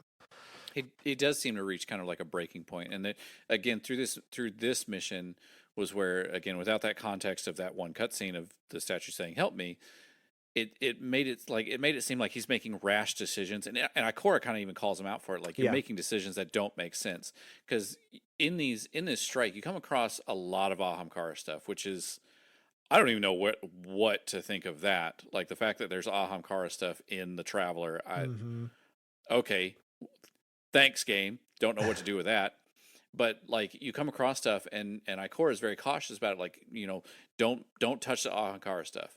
And Zavala's like, no, use it, go, take it, and be like, it for me it was really jarring, and I was like, why is he making such rash decisions? Like, now I'm starting to understand, like, he's getting frustrated with his fire team.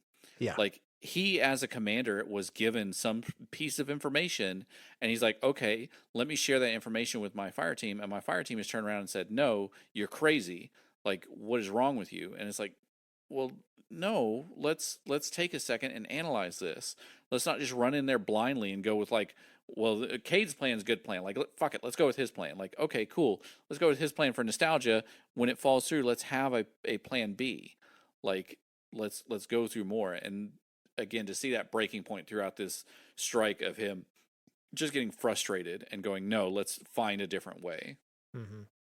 And that is essentially what ends up, what kind of is happening throughout the strike, is just this mounting frustration, and eventually it kind of boils over when the strike is done, and we have this little interlude, uh where Zavala is saying, like, the traveler can't help us, it could never help us, and he says, I gave everything I have, and it keeps taking more. We got a message from this statue, and it is the first concrete actionable item we have had since we got here. And people just keep telling him, like, no, that's the witness trying to trick you. That don't do that. That's the bad thing. Which eventually culminates in Zavala being like, you know what? Then I'm gonna go do this on my own. Yeah, fuck you guys, I'm out. So he ends up departing. And that's kind of mission number 6, is like, Zavala left on his own. We need to go find him before he does something rash. And where I don't think Zavala is incorrect, and especially like, I understand the frustration and whatnot, but as happens with people, when you're frustrated and heated about something, you do tend to make maybe not the best decisions to Sure. enact on that frustration. And while clearly, as we'll find, him seeking out the those statues does end up being a good thing, the way it went about ends up being not so good. Sure. But so mission number 6, we are hunting down where Zavala went. And there's a statement like we're getting closer to the monolith, and the more powerful, as we get closer, the more powerful the witness's interference becomes, which is why like we can't just hail him on comms. Uh, So many and more hands and faces. many more hands and faces. And now we're starting to ping pong between these darkness statues to try and figure out like, okay, where did Zavala go if he's listening to these things guide him.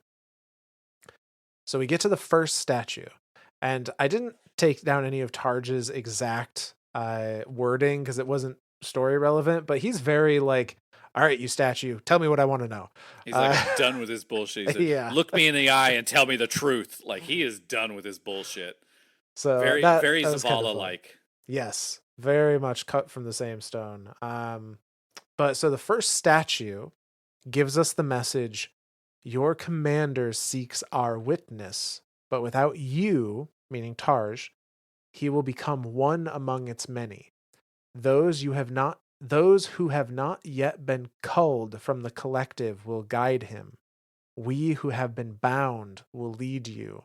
You must break through.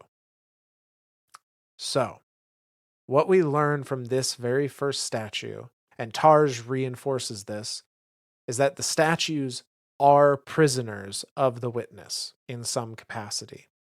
We also learn that there is a faction kind of within the mind of the witness, within the collective of the witness.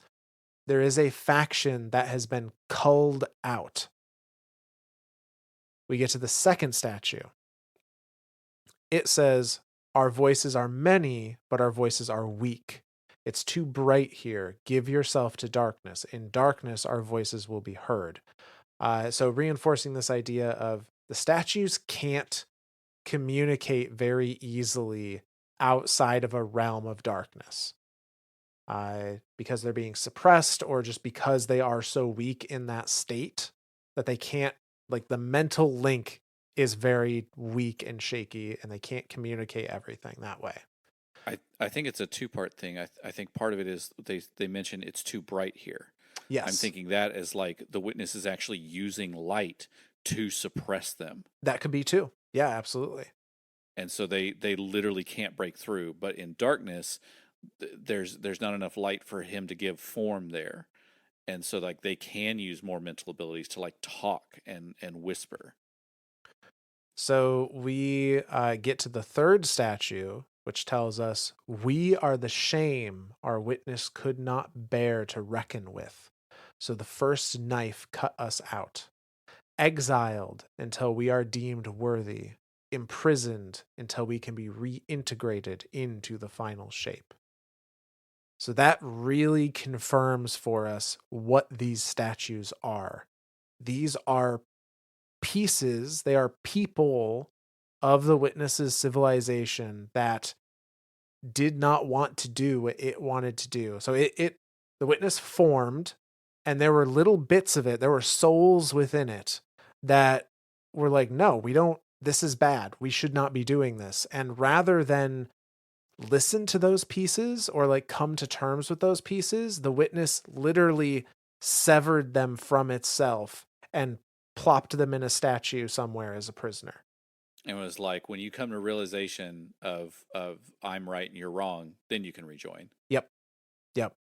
And And I think that's what we're seeing with like the older statues, right? The K1 statue, mm-hmm. the I think those statues were found mostly by accident, but with just a slight nudge from the other dissenters within the witness, because that's this whole mission is called descent, and it's not Yep. descent as like I'm descending into something. It's like descent is in like dissension among the ranks of like these guys aren't going to follow the greater whole that the being wants.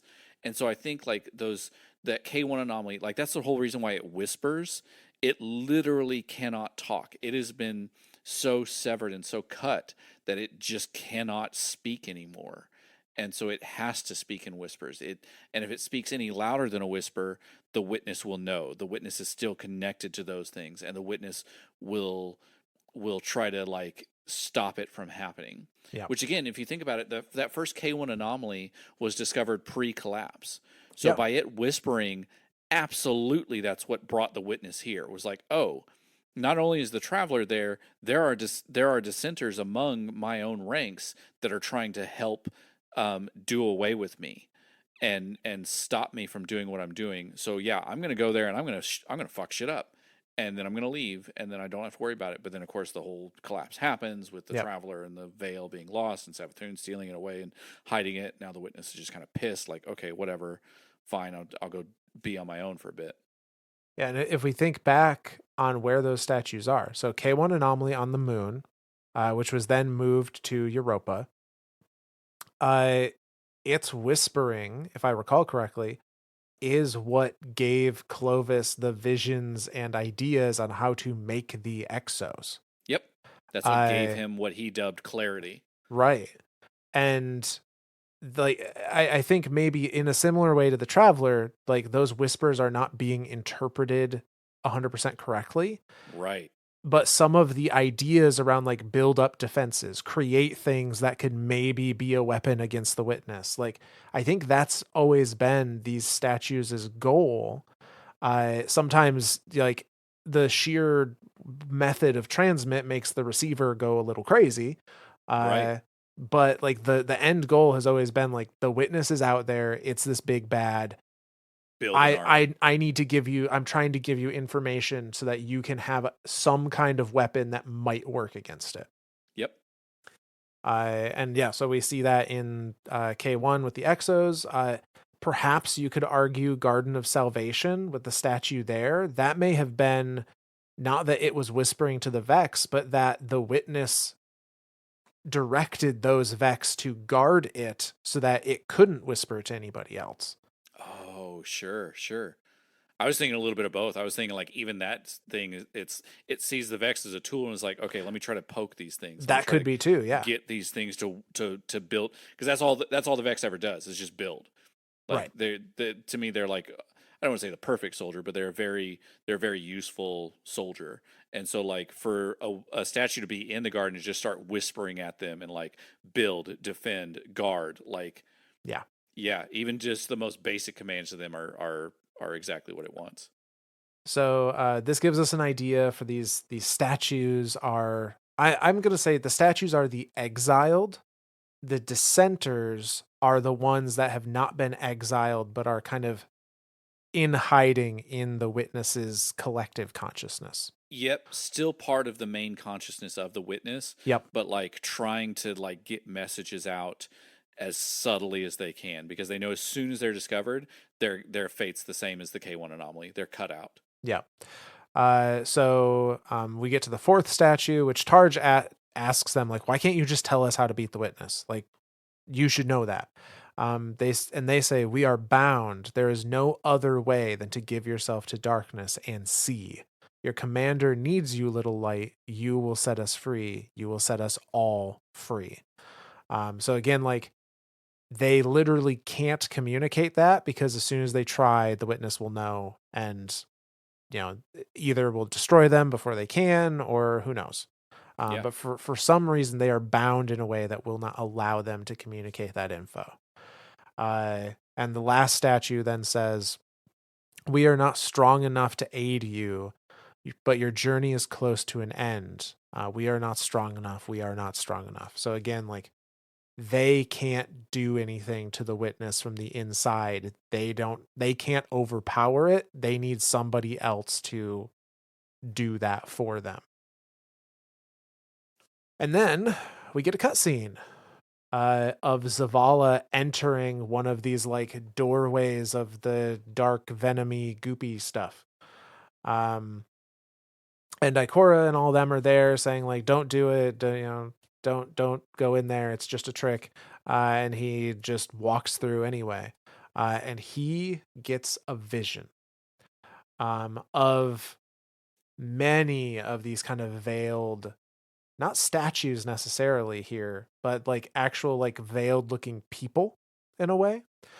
Uh, they look organic, is what I mean to say. They don't look like they're Yeah, made out of stone. Um, they're like swaying, and they're like, yeah. yeah. And Zavala hears words from the witness who says, "You come to us for answers. We too once looked to the silent God for purpose, but all it could offer was more life, devoid of meaning." And Zavala is seeing a vision of the traveler kind of rising up into the air. Um, And a vision of like the original city of that oasis yep, that they built yep. around the traveler, which has that giant pyramid and has all that architecture there. So the witness is saying like we've been there. We once worshipped this thing, but it gave us no answers. So we are going to make our own answers. And then one of the dissenting voices kind of cuts in on this and says, "No, this is lies. We ran from it." Uh, and that statement alone has a lot of interpretation that can That be made. fucked me up, man. I don't know what to think of this. I mean, it could be a theological, like we ran from the idea that there is no purpose. Like we couldn't Oh reconcile shit. with the idea that the universe doesn't have some grand cosmic purpose. I mean, that would Uh explain why it's doing what it's doing, like why it had to give right. itself purpose. Right. It could be that like we didn't like what the traveler was doing, this endless life, so we ran away from life. I'm not sure exactly what they're implying they ran from. Um, but this dissenter is saying that this isn't that the traveler did something wrong, it's that we did something wrong in response to it. Sure. Uh, and the witness doesn't seem to know that the dissenter is talking to Zavala here because the witness just keeps going with his little monologue. And so he continues saying, all it could offer was more life void of meaning. So we sought its opposite, the veil, and in it found a means to bring order to an unruly universe. Your traveler had no tolerance for such vision, and we have no tolerance for its ambivalence. We would force purpose from it, driven by a single immutable will. So we culled our doubts and our fear, anything that separated us from our intent. And And while as he's they're, saying those words, like yep, the bodies are starting to drop. yep. So I think that is literally it's cutting out those exiled people from Yep. itself because they didn't agree with this idea of create purpose for the universe. And here a dissenter cuts in again and whispers to Zavala, "What was made can be unmade. Meet us where we destroyed ourselves." Uh, and again, the witness doesn't seem to register that that has happened because it keeps going and says, now we would have you join us, Commander. Um, at which point Tarj breaks in and says, like, "No, I know what you are. All I see in you is fear."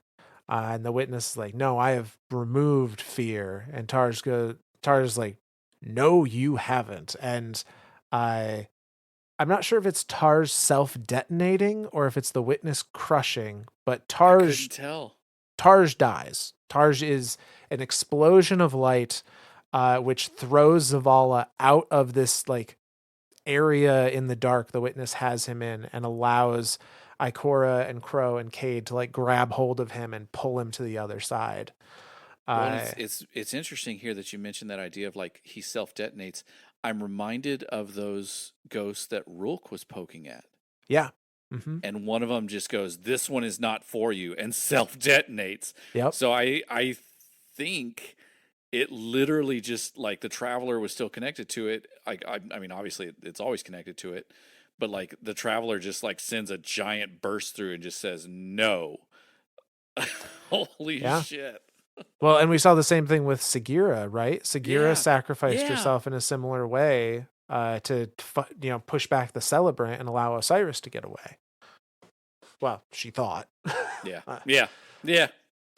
but So now we have another interlude after the end of that cutscene, and it is like Zavala is has received this message, but has also lost his ghost now. And is like, I have no light, I have no purpose, I have no ghost. I was prepared to pay any cost. I was not Tarj. I he says he was devoted, he was brave, and part of me resented him for that because sometimes I wished he would just leave me to rot in peace. I and this is Val is so broken. I just want to yeah. hug him. Yeah, Drifter had similar things, right? Drifter was like, I have starved to death so many times trying to just traverse this area of the world. Just leave me dead Yeah, because this is living hell. yeah. And it's kind of a similar thing, I think. Whereas less, less a physical sensation of starving, but more a, just having to exist in a world where so many of his loved ones don't anymore. I Immortality is a prison in of itself. exactly, yeah. Um, and Cade kind of comes in and says like he did what ghosts are supposed to do. He recruited you for a war, and he chose to sacrifice himself so that you could end it. I and Zavala then's like, well, the place they showed me is here. The witness's memories have manifested too. I can guide us there. That place being, when they whispered, like, go to the place we destroyed ourselves, go to the place we became the witness. And so he is able to guide us to the manifestation of that place in the Pale Heart. And where we meet up with him here, that little campsite scene. This was the first time that I kind of like looked back on where we had come from physically across this landscape, and you can see it's so tiny, but the entrance that we came through, the little triangle glowy entrance that we came through, and it's way the fuck back there. Like Yeah. it's showing how vast this space is, and it was visually, it was just very impressive. And like, again, as you traverse this space, you kind of go from this like familiarity of from the guardian's point of view, and then slowly evolving into familiarity of the witness's point of view. Yep. And it's such a stark contrast as the closer and closer to the monolith you get. Yeah. It's pretty cool. Like to get that sense of distance, and then yeah, you can kind of see as it fades from green and blooming and like very lush, natural life to just this stark, flat, dark architecture. Yeah, Uh, very very architectural, right? Like yeah, more man-made, less natural, less growth, and more, you know, removal of entropy, removal of chaos. Like everything has its exact spot, and that's where it goes. yeah. But so that leads us into mission number 7, which is kind of the final mission of the campaign. Uh, I think that's just Bungie being cute with the sevens. yeah, it's the final pre-raid mission of the campaign, I should say. Um, so we're going to, Zavala is leading us to where this place, this ritual place was that the witness created themselves. And as we're going there, the witness is now making us offers to get us to stop. It's asking like, what is it you seek? Your endless pursuit of me is futile. What is it that you want? Uh, and Zavala saying that he was like powerless to fight against the witness. We theorized because Zavala only wields the light and has never learned how to use dark, has never learned stasis or strand. He didn't have that harmony, that synergy of the two in him, which is why he was so powerless in front of the witness, whereas Right. we are not necessarily so. But the witness begins bargaining with us. First it says, talking about our ghost, forsake the architecture of your enslavement. You are no longer a pawn of the light. Be free. And it's just a bunch of dead ghosts in giant Billions, piles. billions of dead ghosts. We get to another room. And it kind of like comments as you're traversing, goes, Guardians use the idea of what can be destroyed must be destroyed. Ascend your potential, find your purpose, be chosen. And here it's got like a statue of, Guardians, kind of being like revered almost in a Yeah. way.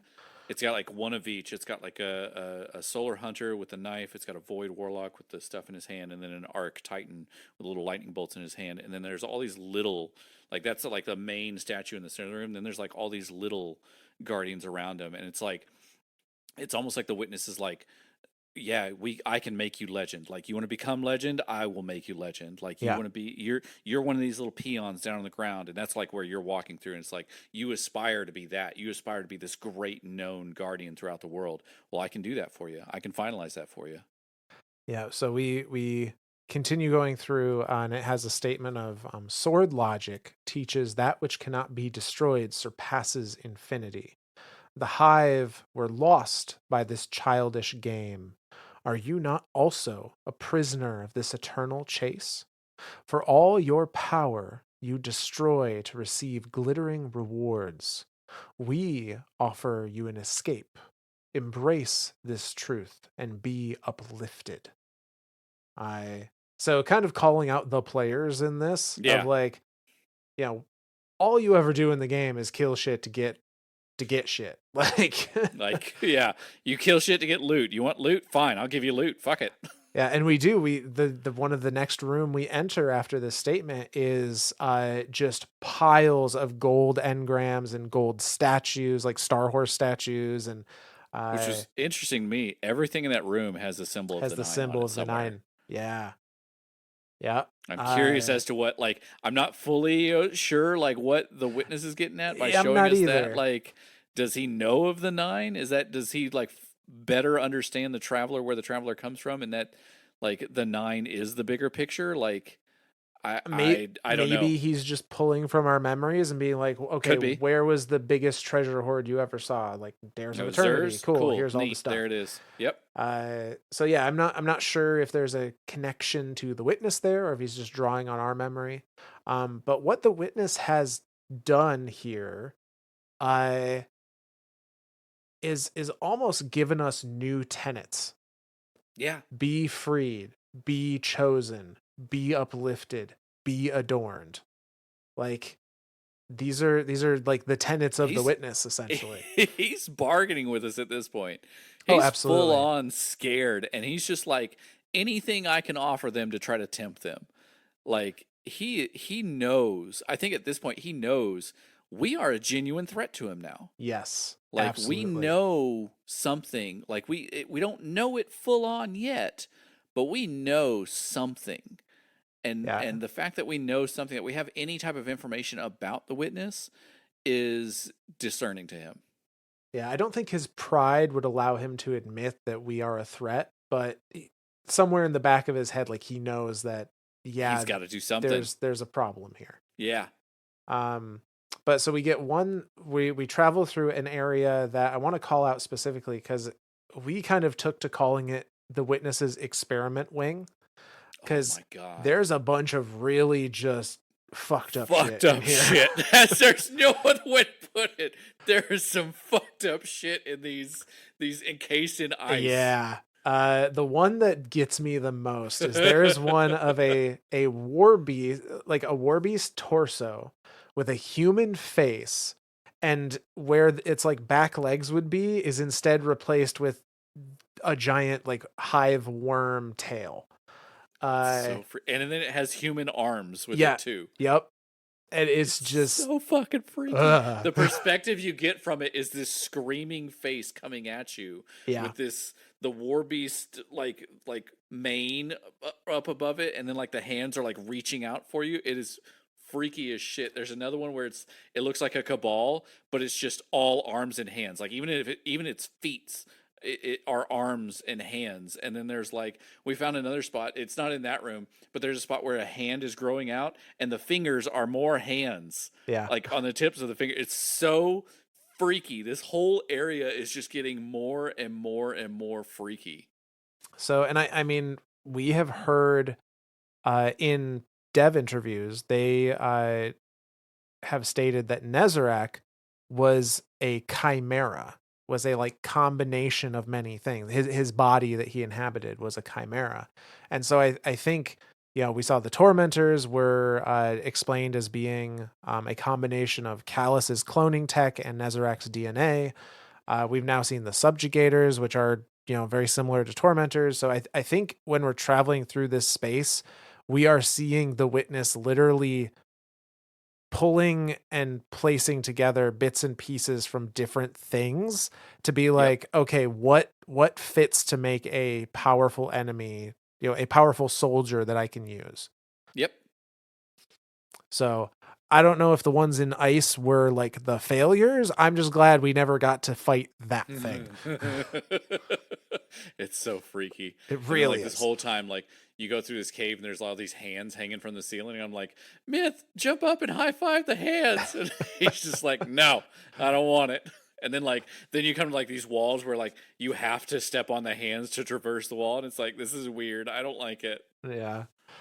But so we traverse through the experiment wing and we eventually show up in a replication of the war room from the D1 tower.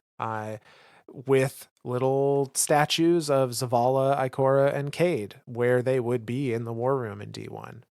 And the witness has a voiceover that says, these meager pawns you allow to lead you are far weaker than you. They hold you back from all you could become. We judged humanity before your greatness was known. You deserve power more than the traveler would ever give you. Join us not as part of the final shape, but as a god. I and I mean again, now I mean the fact that he's willing to like make us a yeah. disciple, that's huge. Like he really is scared at this point. And Ghost calls him out. Ghost like Yep. full on says like you wouldn't make that offer unless you were truly desperate. You're terrified of what the Guardian can do. Witness And gets pissed. yeah, he's again that his pride won't allow him to acknowledge that that's even a possibility. I and so he's like, "No, you want to fight me? Fine. I will open the way and show you you know exactly what you're dealing with." And the very next area is showdown with the witness. And this conceptually, mechanically, everything about this fight is fucking cool. It was beautiful. Like, I was losing my mind in here. you can't damage the witness directly. It's just not possible. Full stop. Um, so you're mostly like avoiding his attacks, which again are these like shattered glass shards. We haven't quite figured out why glass is so central to the witness's like Yeah. design and When you everything around them. and like when you first enter the space, it's this pillar of like flying glass around, and Yep. like like if you stand still and just kind of stare at one point, as the glass passes in front of you, it keeps forming the image that's happening like almost like beyond the glass. Right. And it just that glass is just swirling, and then it swirls wider and wider and wider, but the image there never changes on the other side of it. It's so I'm still not fully sure. Like maybe it's that idea of like through the looking glass. Like maybe it is that idea of like Maybe so. Alice in Wonderland or whatever, of like this is what life is like on the other side. It's just it's chaos. It's insane, and he is trying to show us that like we are the chaos. Like he is on the normal side of everything, and that we are in this chaotic world of like weirdness. I don't know, but it's just the fact that he keeps using glass, and then like the attacks he's launching at you is like shards of glass. It's weird, and I don't fully understand it. Yeah. And I don't know if it's just part of the design language that Bungie decided to use. They're like, you know, all the different like shards of glass represent different reflections, meaning the many people that are in the witness. Like, I don't know. I don't know if there's something concrete as to like, yes, this is why shattered glass motif is everywhere, or if it is just part of that, you know, a design language through line to establish for the player whenever you see shattered glass, it means witness stuff. Think witness. Yep. Yeah. But regardless, you go through the fight, which is involves you like killing all the ads and getting the Aegis from Vault of Glass, uh, and using it to defend against the Witness, destroy the shield of the ads, and eventually, when you clear everything, you get a new relic, which is this sword made of light. Uh, and you Yes. use that sword to quite literally cut your way into the like witnesses consciousness, like their very Yeah. being, via this ritual space. Like you're in this ritual space, you're using it to enter the witness where all of these souls are combined, and the dissenters that are in there are now speaking to you openly. Yep. And so the first time you hop into this space, they say, in darkness, we saw ourselves simultaneously as victim and perpetrator.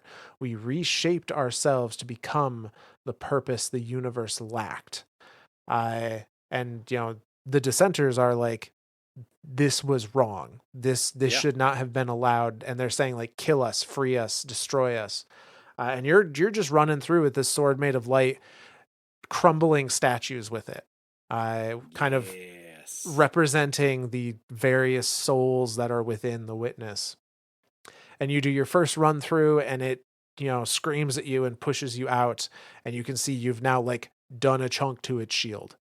uh Rinse and repeat. The second time you're in there, the statues are saying, the light forgets, the light forgives. In memory we remain, but in light we are freed. The light will tear us, the light will rend mind from mind, split the vile one into the repentant many. And again, you go to ham on the statues there. This is kind of reinforcing the idea that we are, I don't think we are killing these people per se. I think it's that this truly, we are separating them from the witness. I think you're right. I think that these statues are like the again, they're caged. They're an imprisonment. Yeah. And so by destroying the prison around the consciousness, the individual consciousnesses. Anyway, the individual people that are in there, the souls or whatever, are able to like free themselves, are like able to like escape bondage now. So yeah. Yeah. The third go around and final go around, we now have like Ikora and Cade and Zavala are there helping like keep stuff back. And you just run back in with the sword, and the message you get is, the gardener cannot help you while imprisoned. Free it. It will take all you have and more to unmake that which has been made in the darkness. And we do one more round of destroying statues. Say that line one more time, Myth. Yep. That's got me thinking. The gardener cannot help you while imprisoned. Well, Free it. It will take all you have and more to unmake that which has been made in the darkness. like obviously the second half of that is them referring to you unmaking the witness Yep. from a single entity into many repentant, So and the again playing on the line before it, yep. but the gardener being trapped. So that I take, based on the dialogue we get after the mission, is, so at the end of this mission, we've now learned how to hurt the witness. Yeah. But it still has control over this traveler's light. It's still strangling the traveler. And that's Oh what the raid sure. is freeing it, is Getting breaking it, that hold. stopping it from strangling the traveler. Okay, Yeah. yeah. I'm following now. So I see that as like the imprisonment that they're referring to. Yep. But so we get through, and we haven't killed the witness. We've done a tiny chunk of damage to the witness. like a Uh like a twelfth of his health bar is right. missing, and that's it. Like when I saw that, I was like, "Myth, we got a lot of damage phases." But it goes into a cutscene here now where like the witness is now forcing you out. Like it's no longer willing to play ball. It's now like in full, scorched earth mode. And you are just huddled behind that Aegis trying to make your way through this debris field of shattered glass coming at you. Yeah. And you eventually get You're to the literally at end. like one health, and like if you drop Yeah, that shield for a second, you you're die. done. But you eventually get to the end, and as you're progressing through, you hear like Mara has arrived with the helm, and she is coming in to provide aid. And you're going, you're bunkered down. You get to the end of this trail, and you transmat out as stuff is getting summoned in. And we get this awesome cutscene of of Zavala and Ikora and Cade and Crow, who see that like the witness has a visual injury now. There's like a little bit of light bleeding across its head, and it's mad. And so it states, you can kind of see it starts to like transform into this bigger multi-armed version of itself. I And it states, you revel in chaos, and in your wake there is only suffering. You are unworthy of salvation. And the Vanguard is like, fuck it, we're out. And GTFO. yeah, they start booking it, and we get awesome stuff about like, Ikora saving Zavala as these tens of arms are just kind of like appearing through portals, trying to grab at the various members as they're running.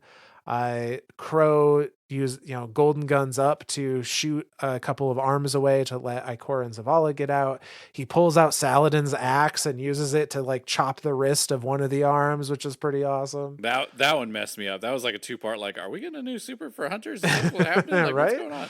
But an interesting thing that happens when he chops the wrist, it doesn't cut the hand off. No, it does get him to retreat, but it doesn't it like temporals the hand for a second, yeah. and it like recoils. So that one was the weird one to me. The fact that he did something and it didn't do what everyone was thinking was going to happen. Like this hand was going to flop off and start flopping around on the ground on its own, or something like a tentacle cut off or something like that. It has that like shimmer of temporalness and then like recoils back. Yeah.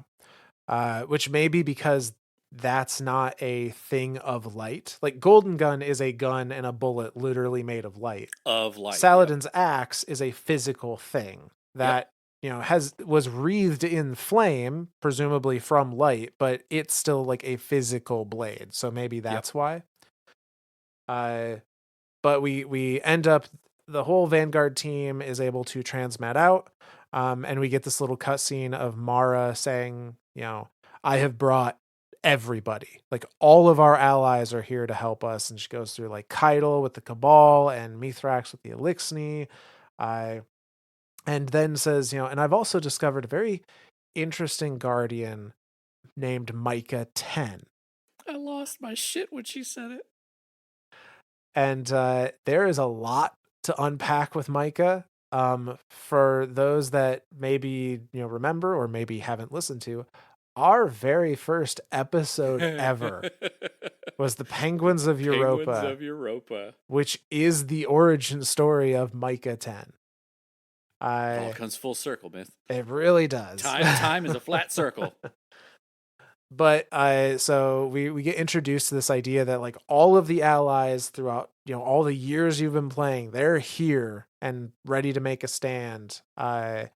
And we get a little scene where our ghost is just barely holding on, like he's cracked and fractured now, and he's very weak in his talking to us. And I think just straight up says like the only reason I'm still here is because I know we're not done yet.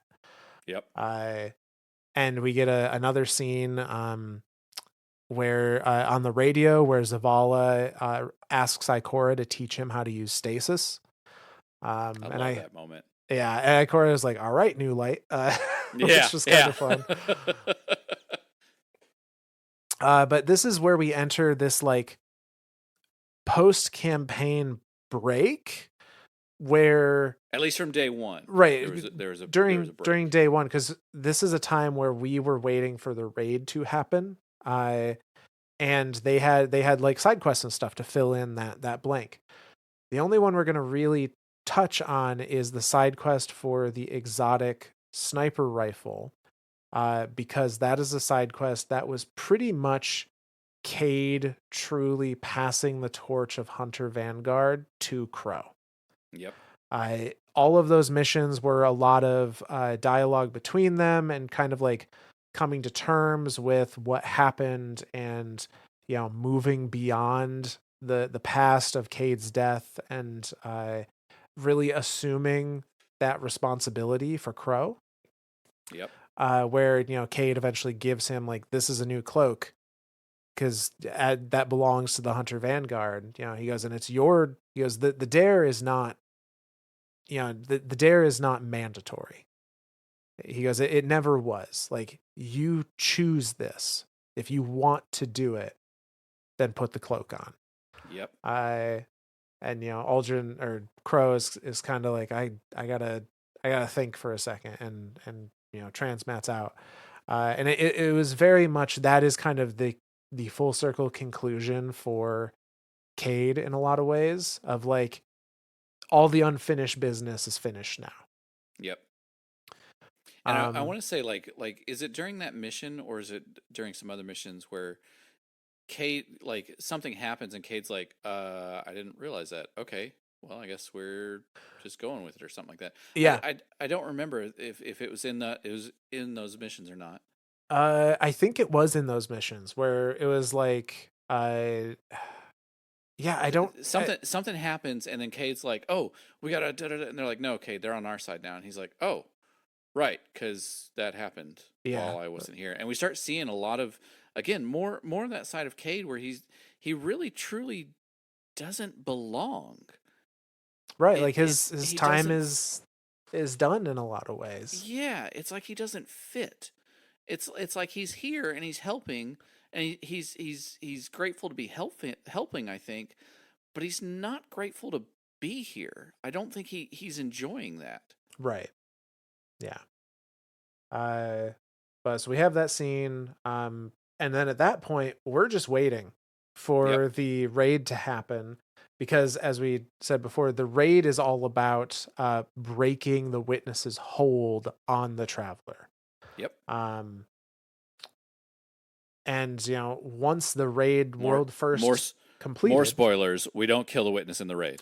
we don't kill the witness in the raid. So yeah, it's kind of a 3-part fight. First part, learn how to injure the witness. Second part, get it away from controlling the traveler's light. And then third part is use that light with the method we learned to finally do the deed.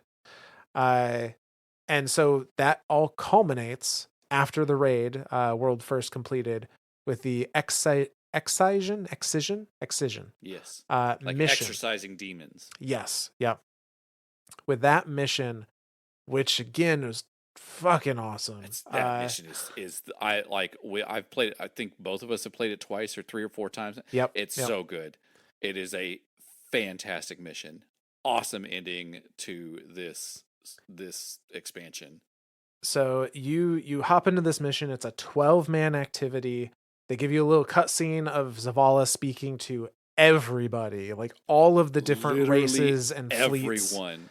It's Hawthorne's so there. cool. Mara's there holding Wishender. Hmm. Savathun's there. Like, it's the Yeah. one hive that they even acknowledge. Like, it's everyone is there. So he gives his big speech about like, the Guardians are pushing forward. We need to support them. And then you matchmake and transmit into this 12-man chaos of all of these NPCs, 12-player Guardians just rolling face through the forces of the Witness. Like, And every enemy is a full boss yep, health enemy, and you're just like, delete, delete, delete.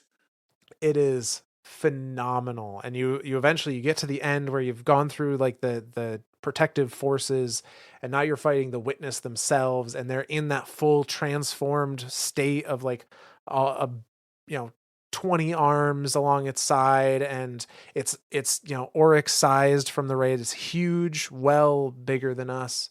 And All these you, random hands coming through different yep, portals throughout the raid, that are like which cast throwing stuff at you or Myth whatever. showed me that you can actually make them go away by shooting their little gold wrist bands on them. Yeah, that was fun. Which Uh, I'm thinking that's the connection there with the axe. Now that I've put those that two might together, be. That might be. like, that axe has caused some type of like something, like something is because that's where that gold band is, right where that wrist, right where that cut was. Pretty So I'm much, curious yeah. if the axe like did something there to like weaken the hands coming out. And I almost want to like go check the raid and see if it's in the raid or not. to make that stuff go away. But So I the don't know. band is in the raid. We've done like part of the first encounter of the raid. It's so hard. I've It's gone very to difficult. smoke. But the band is there, but it's immune still. Oh, boo. Yeah, I know. I Boo tried it out. you. Boo. But no, so we're the way this works is like you're fighting, you eventually fonts of light start coming up, you collect the light and use it to reactivate uh the like portal into the witness's, being, and everyone gets a sword of light and everyone just goes to town on a whole bunch of statues in there. Tons of statues. Yep. I think we destroy well over 1,000 statues throughout that thing. I wouldn't be surprised. Like Because it's like 2 or 3 phases of us doing that. yeah. After you do your statue destruction, you get kicked out and everyone like jumps up onto the platform and is now DPSing the witness. And pretty much all of the witness's attacks are one hit Yep. kills. Yep.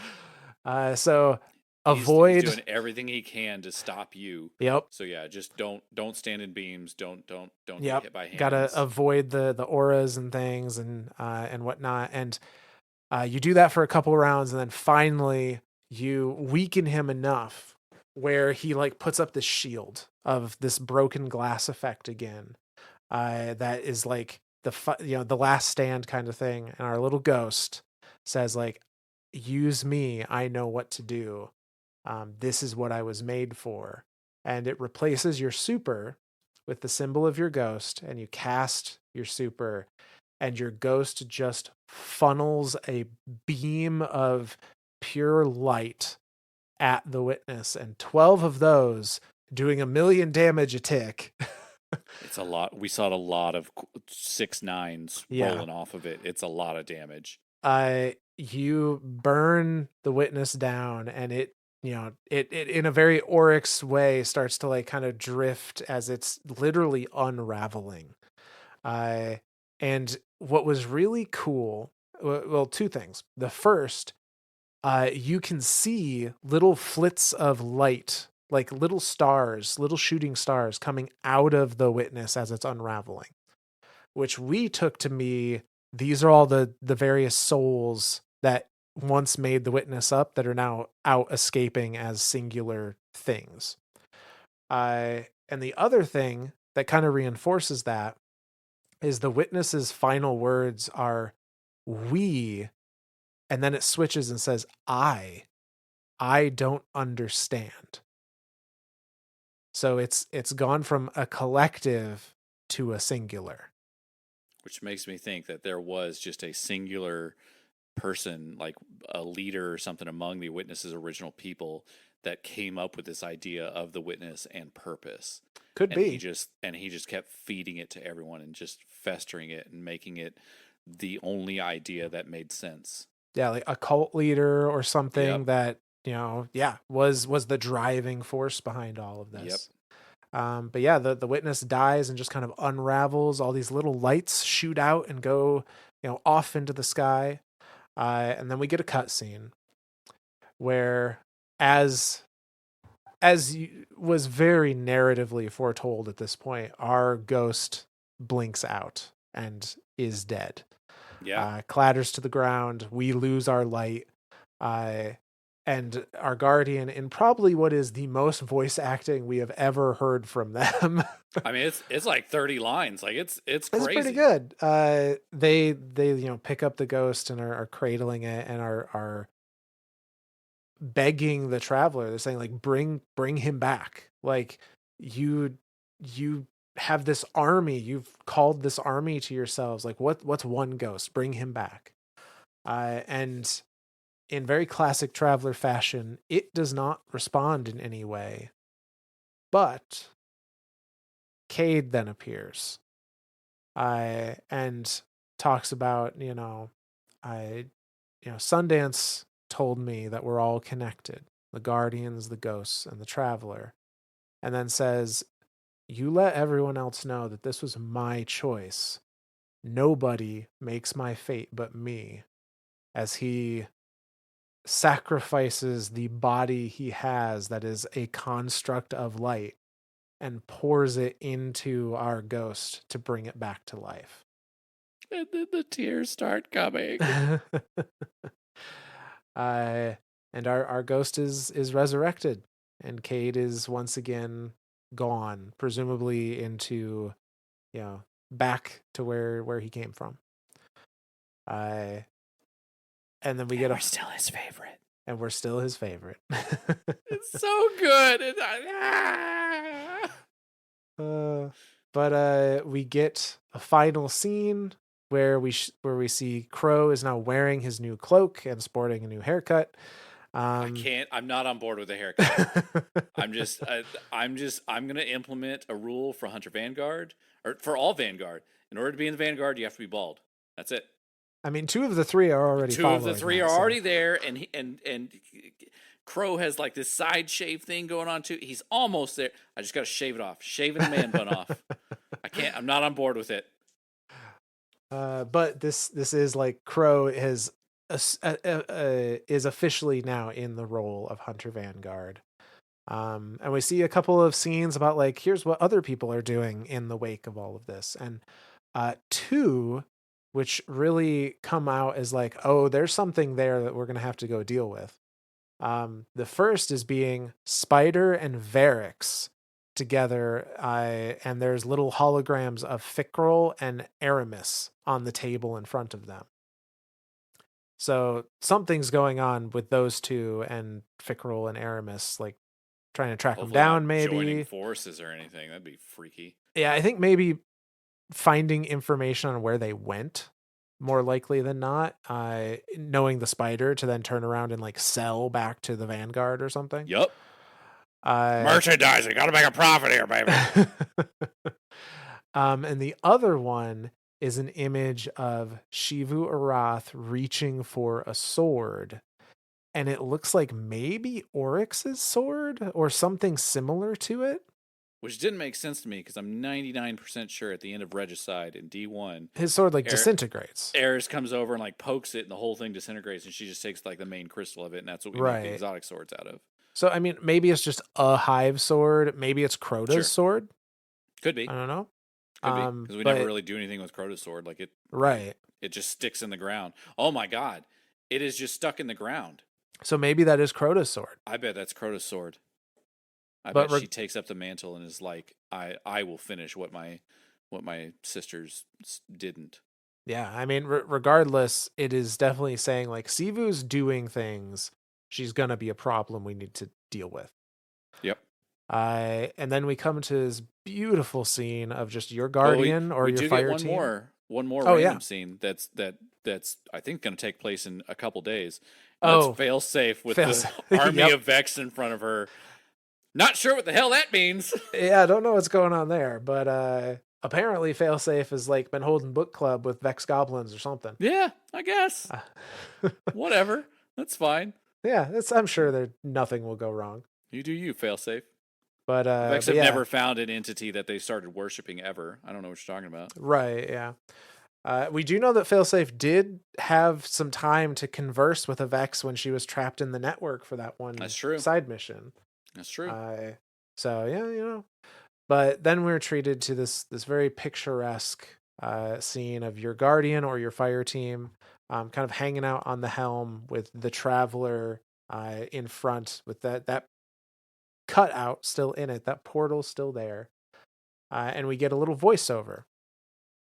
Well, first we see 3 of those little shooting stars come out of it and like flit off into space. And then we get a voiceover from Crow, who's kind of talking about like, okay, this is the situation in the system right now. And he says, Shivu is still out there. House Salvation has turned on itself with Aramis nowhere to be seen. Savathun and the Lucent Brood are now trying to gain control of the Pale Heart. It goes on to say, like, in the wake of the death of the witness, there is now a power vacuum, and who knows what will try to fill it, which is very ominous. Yeah.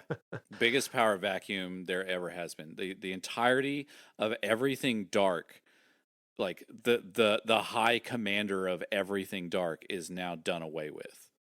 Like I that's an insane power vacuum. Yeah. Uh, so it points out a couple things like Shivu, House Salvation, Savathun. These are all things that are still going. We need to be aware of and maybe deal with later.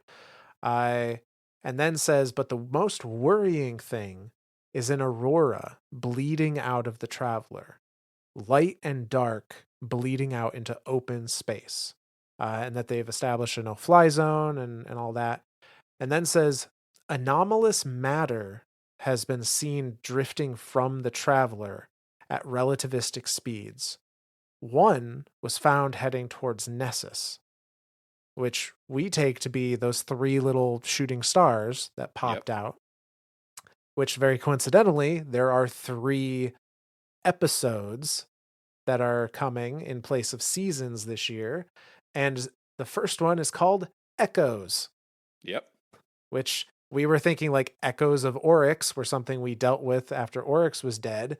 Maybe there are echoes of the Witness. Maybe these little shooting stars, if they are the souls of the people that made up the Witness, like maybe some of them that still had the original Witness's ideals have escaped out to try and like restart their plans in some way. Who knows? But Yeah. and then Crow goes on to say that he is going to go out into the field to try to pick up Fickrell's trail because that's kind of his last bit of unfinished business that he needs to deal with. Yep. And then you get to sit on that screen and take as many screenshots as you want because It it does lasts not forever. go away It until never you goes skip. away. It's such a great scene too. It's literally like, I'm assuming if you're in there solo, it's just you. But if you're in there in any type of fire team, your whole fire team is sitting there with your ghost out. Yep. And you're just kind of sitting, like literally sitting on the edge of a ship, the helm, looking over this aura. I could look at that scene forever. It's so picturesque. It's very pretty. And then when Very you pretty. after you finish all that and you're just floating in space like in your ship, there's new music that plays instead of the traditional like ominous music. Now it's this super peaceful like piano going. It's so good. But so that's it. That's the final shape campaign. From beginning to end. I say it was a awesome wild ride. I really, really, really wanted them. I'm sure as many people did, for them to like just stick this landing, and I feel like they did, and so much more. I Very much could so. not be happier with how stuff turned There's out. still questions that I personally still have There is, yep, still the big question about the veil and the veil and the traveler and yep, what the whole connection is there. Like I feel like we will get answers. It's just yeah, there's that portion is the one that's still kind of has me questioning like why the veil, what is the veil, like what is the yeah, connection between the two, so that it's not fully wrapped up, but I mean like the main, and again like that idea of the power vacuum, like there's still loose ends to kind of be tied up, and mm-hmm. I think we're going to see that being tied up with these episodes, and I believe June 10th, which I guess when we release this will have been 2 days ago, but as of this recording was tomorrow. We're going to see the future of Destiny. Yep, there's going to be Um, a video from Bungie talking about specifically. It's stated the next year of Destiny. So maybe that's just the episodes. Maybe that's the episodes and a little more. Don't know. sure. Um, but yeah. So like it, there's definitely still some questions. There's definitely still like, where did the Traveler come from? What is Yeah. its connection to the Veil other than this nebulous? What They is are connected. what is Uh, happening to it now that it has evolved? right. Like Absolutely. what is its, like now that we are very sure that it's a sentient being and that it can communicate, it's just not sure how to communicate. What does that mean? Yeah. Yeah. So lots of questions yet to be asked. Hopefully, at least a few of those will be answered. Is Um, there really a voice in the dark? who knows? Who Ooh. knows? I mean, at this point, I'm willing to go either way on it. Uh, I told you I'm 1%. I'm 99.1. I'll stick that one toe into the one where maybe it isn't. But yeah, I don't know. but No, so with all of that said, future episodes, we're going to do stuff around Micah 10 and everything going on with Micah. We're going to do stuff around the various narrative bits you get from some of the collectibles, Yep. the like feathers, the travelers, which are part of Micah's stuff. There all of the lore books that we got, all of the lore The cards lost on the items and things. the lost sector with Luzaku. If you Yep. keep running it, you keep getting new dialogue every time you run through it, and there's so much stuff to unpack with that stuff. Yeah, so lots and lots of stuff to talk about, lots to dig into, but this is where we're going to end this episode. Uh, Yes. and this will be just the campaign and as contained as we can. Um, And since we've run but a little long, I'm gonna say, like, I know we have a ton of shout outs because we took that little break there. So I'm gonna say, Myth, give me two of them for now. sure. Yeah. We got a bunch of people that were reaching out during our break, which is awesome. Thank you guys so much for that. We are going to do all the shout outs, but from the sheer number, we're going to kind of split it up across some episodes here. Just picking out a couple of them. The first one comes to us via Apple Podcast review. Uh, Comes to us from a Coxination7 who says, great chemistry between two friends. These guys fill my workday with their expertise of lore from the Destiny games. They're always witty to come up with theories and explanations that help explain what you need to know and how to understand it. And they left a very kind 5 stars. So thank you for that. Yeah, absolutely. So, Myth has been a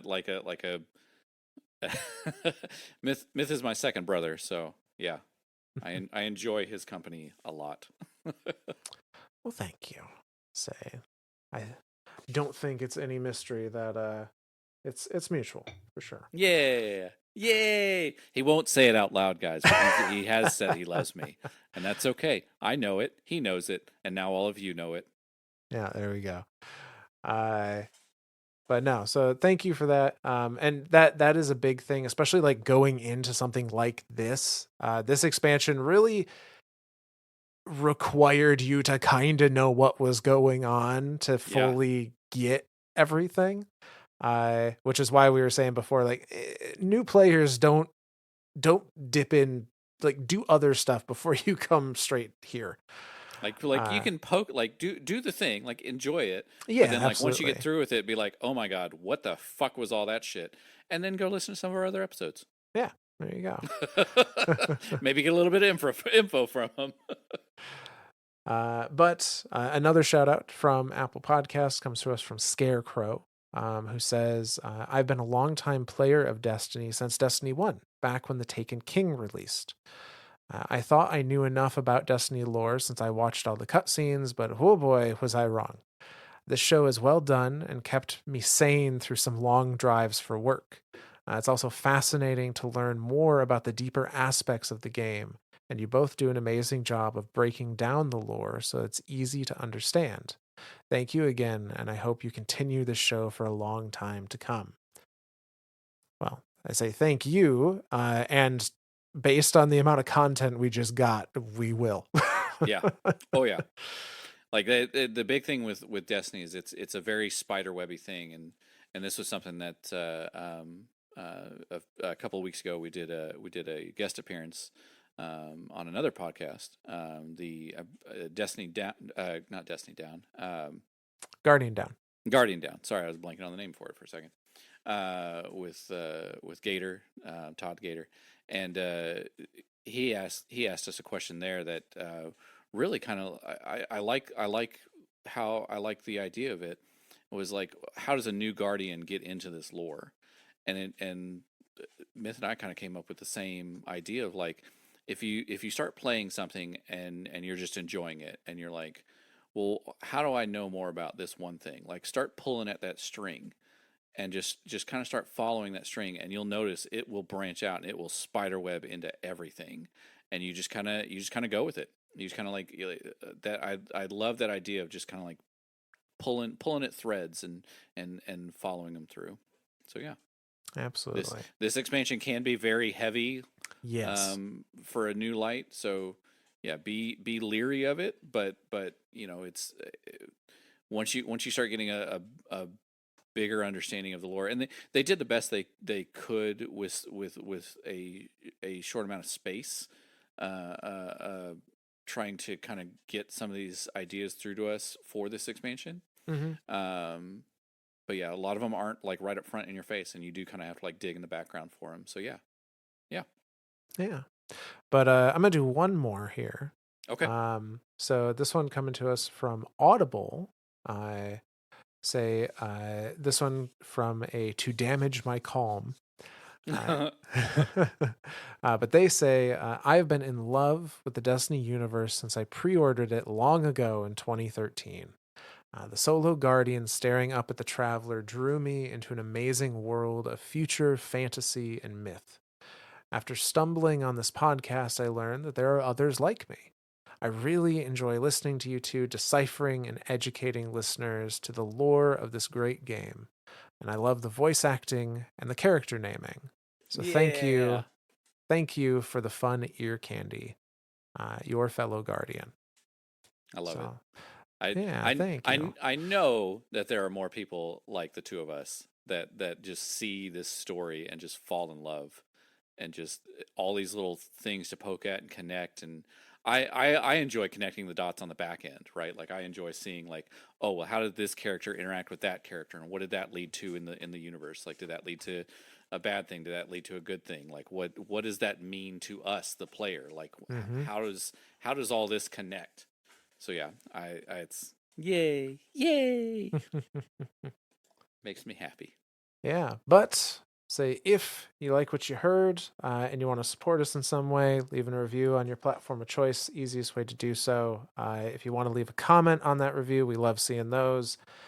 Otherwise, you can reach out to us Twitter at Myths and Stories, at Gmail, Myths and Stories at gmail.com. There's an email Or in there somewhere. there is an email in there somewhere. Or youtube.com/ at Myths and Stories. We have all of these. And this episode, I think, is the first that will be launching as near simultaneous as we can get on YouTube, as well as everywhere else. Yeah. So, I'm just going to do a simple thank you today. Thank you, Bungie.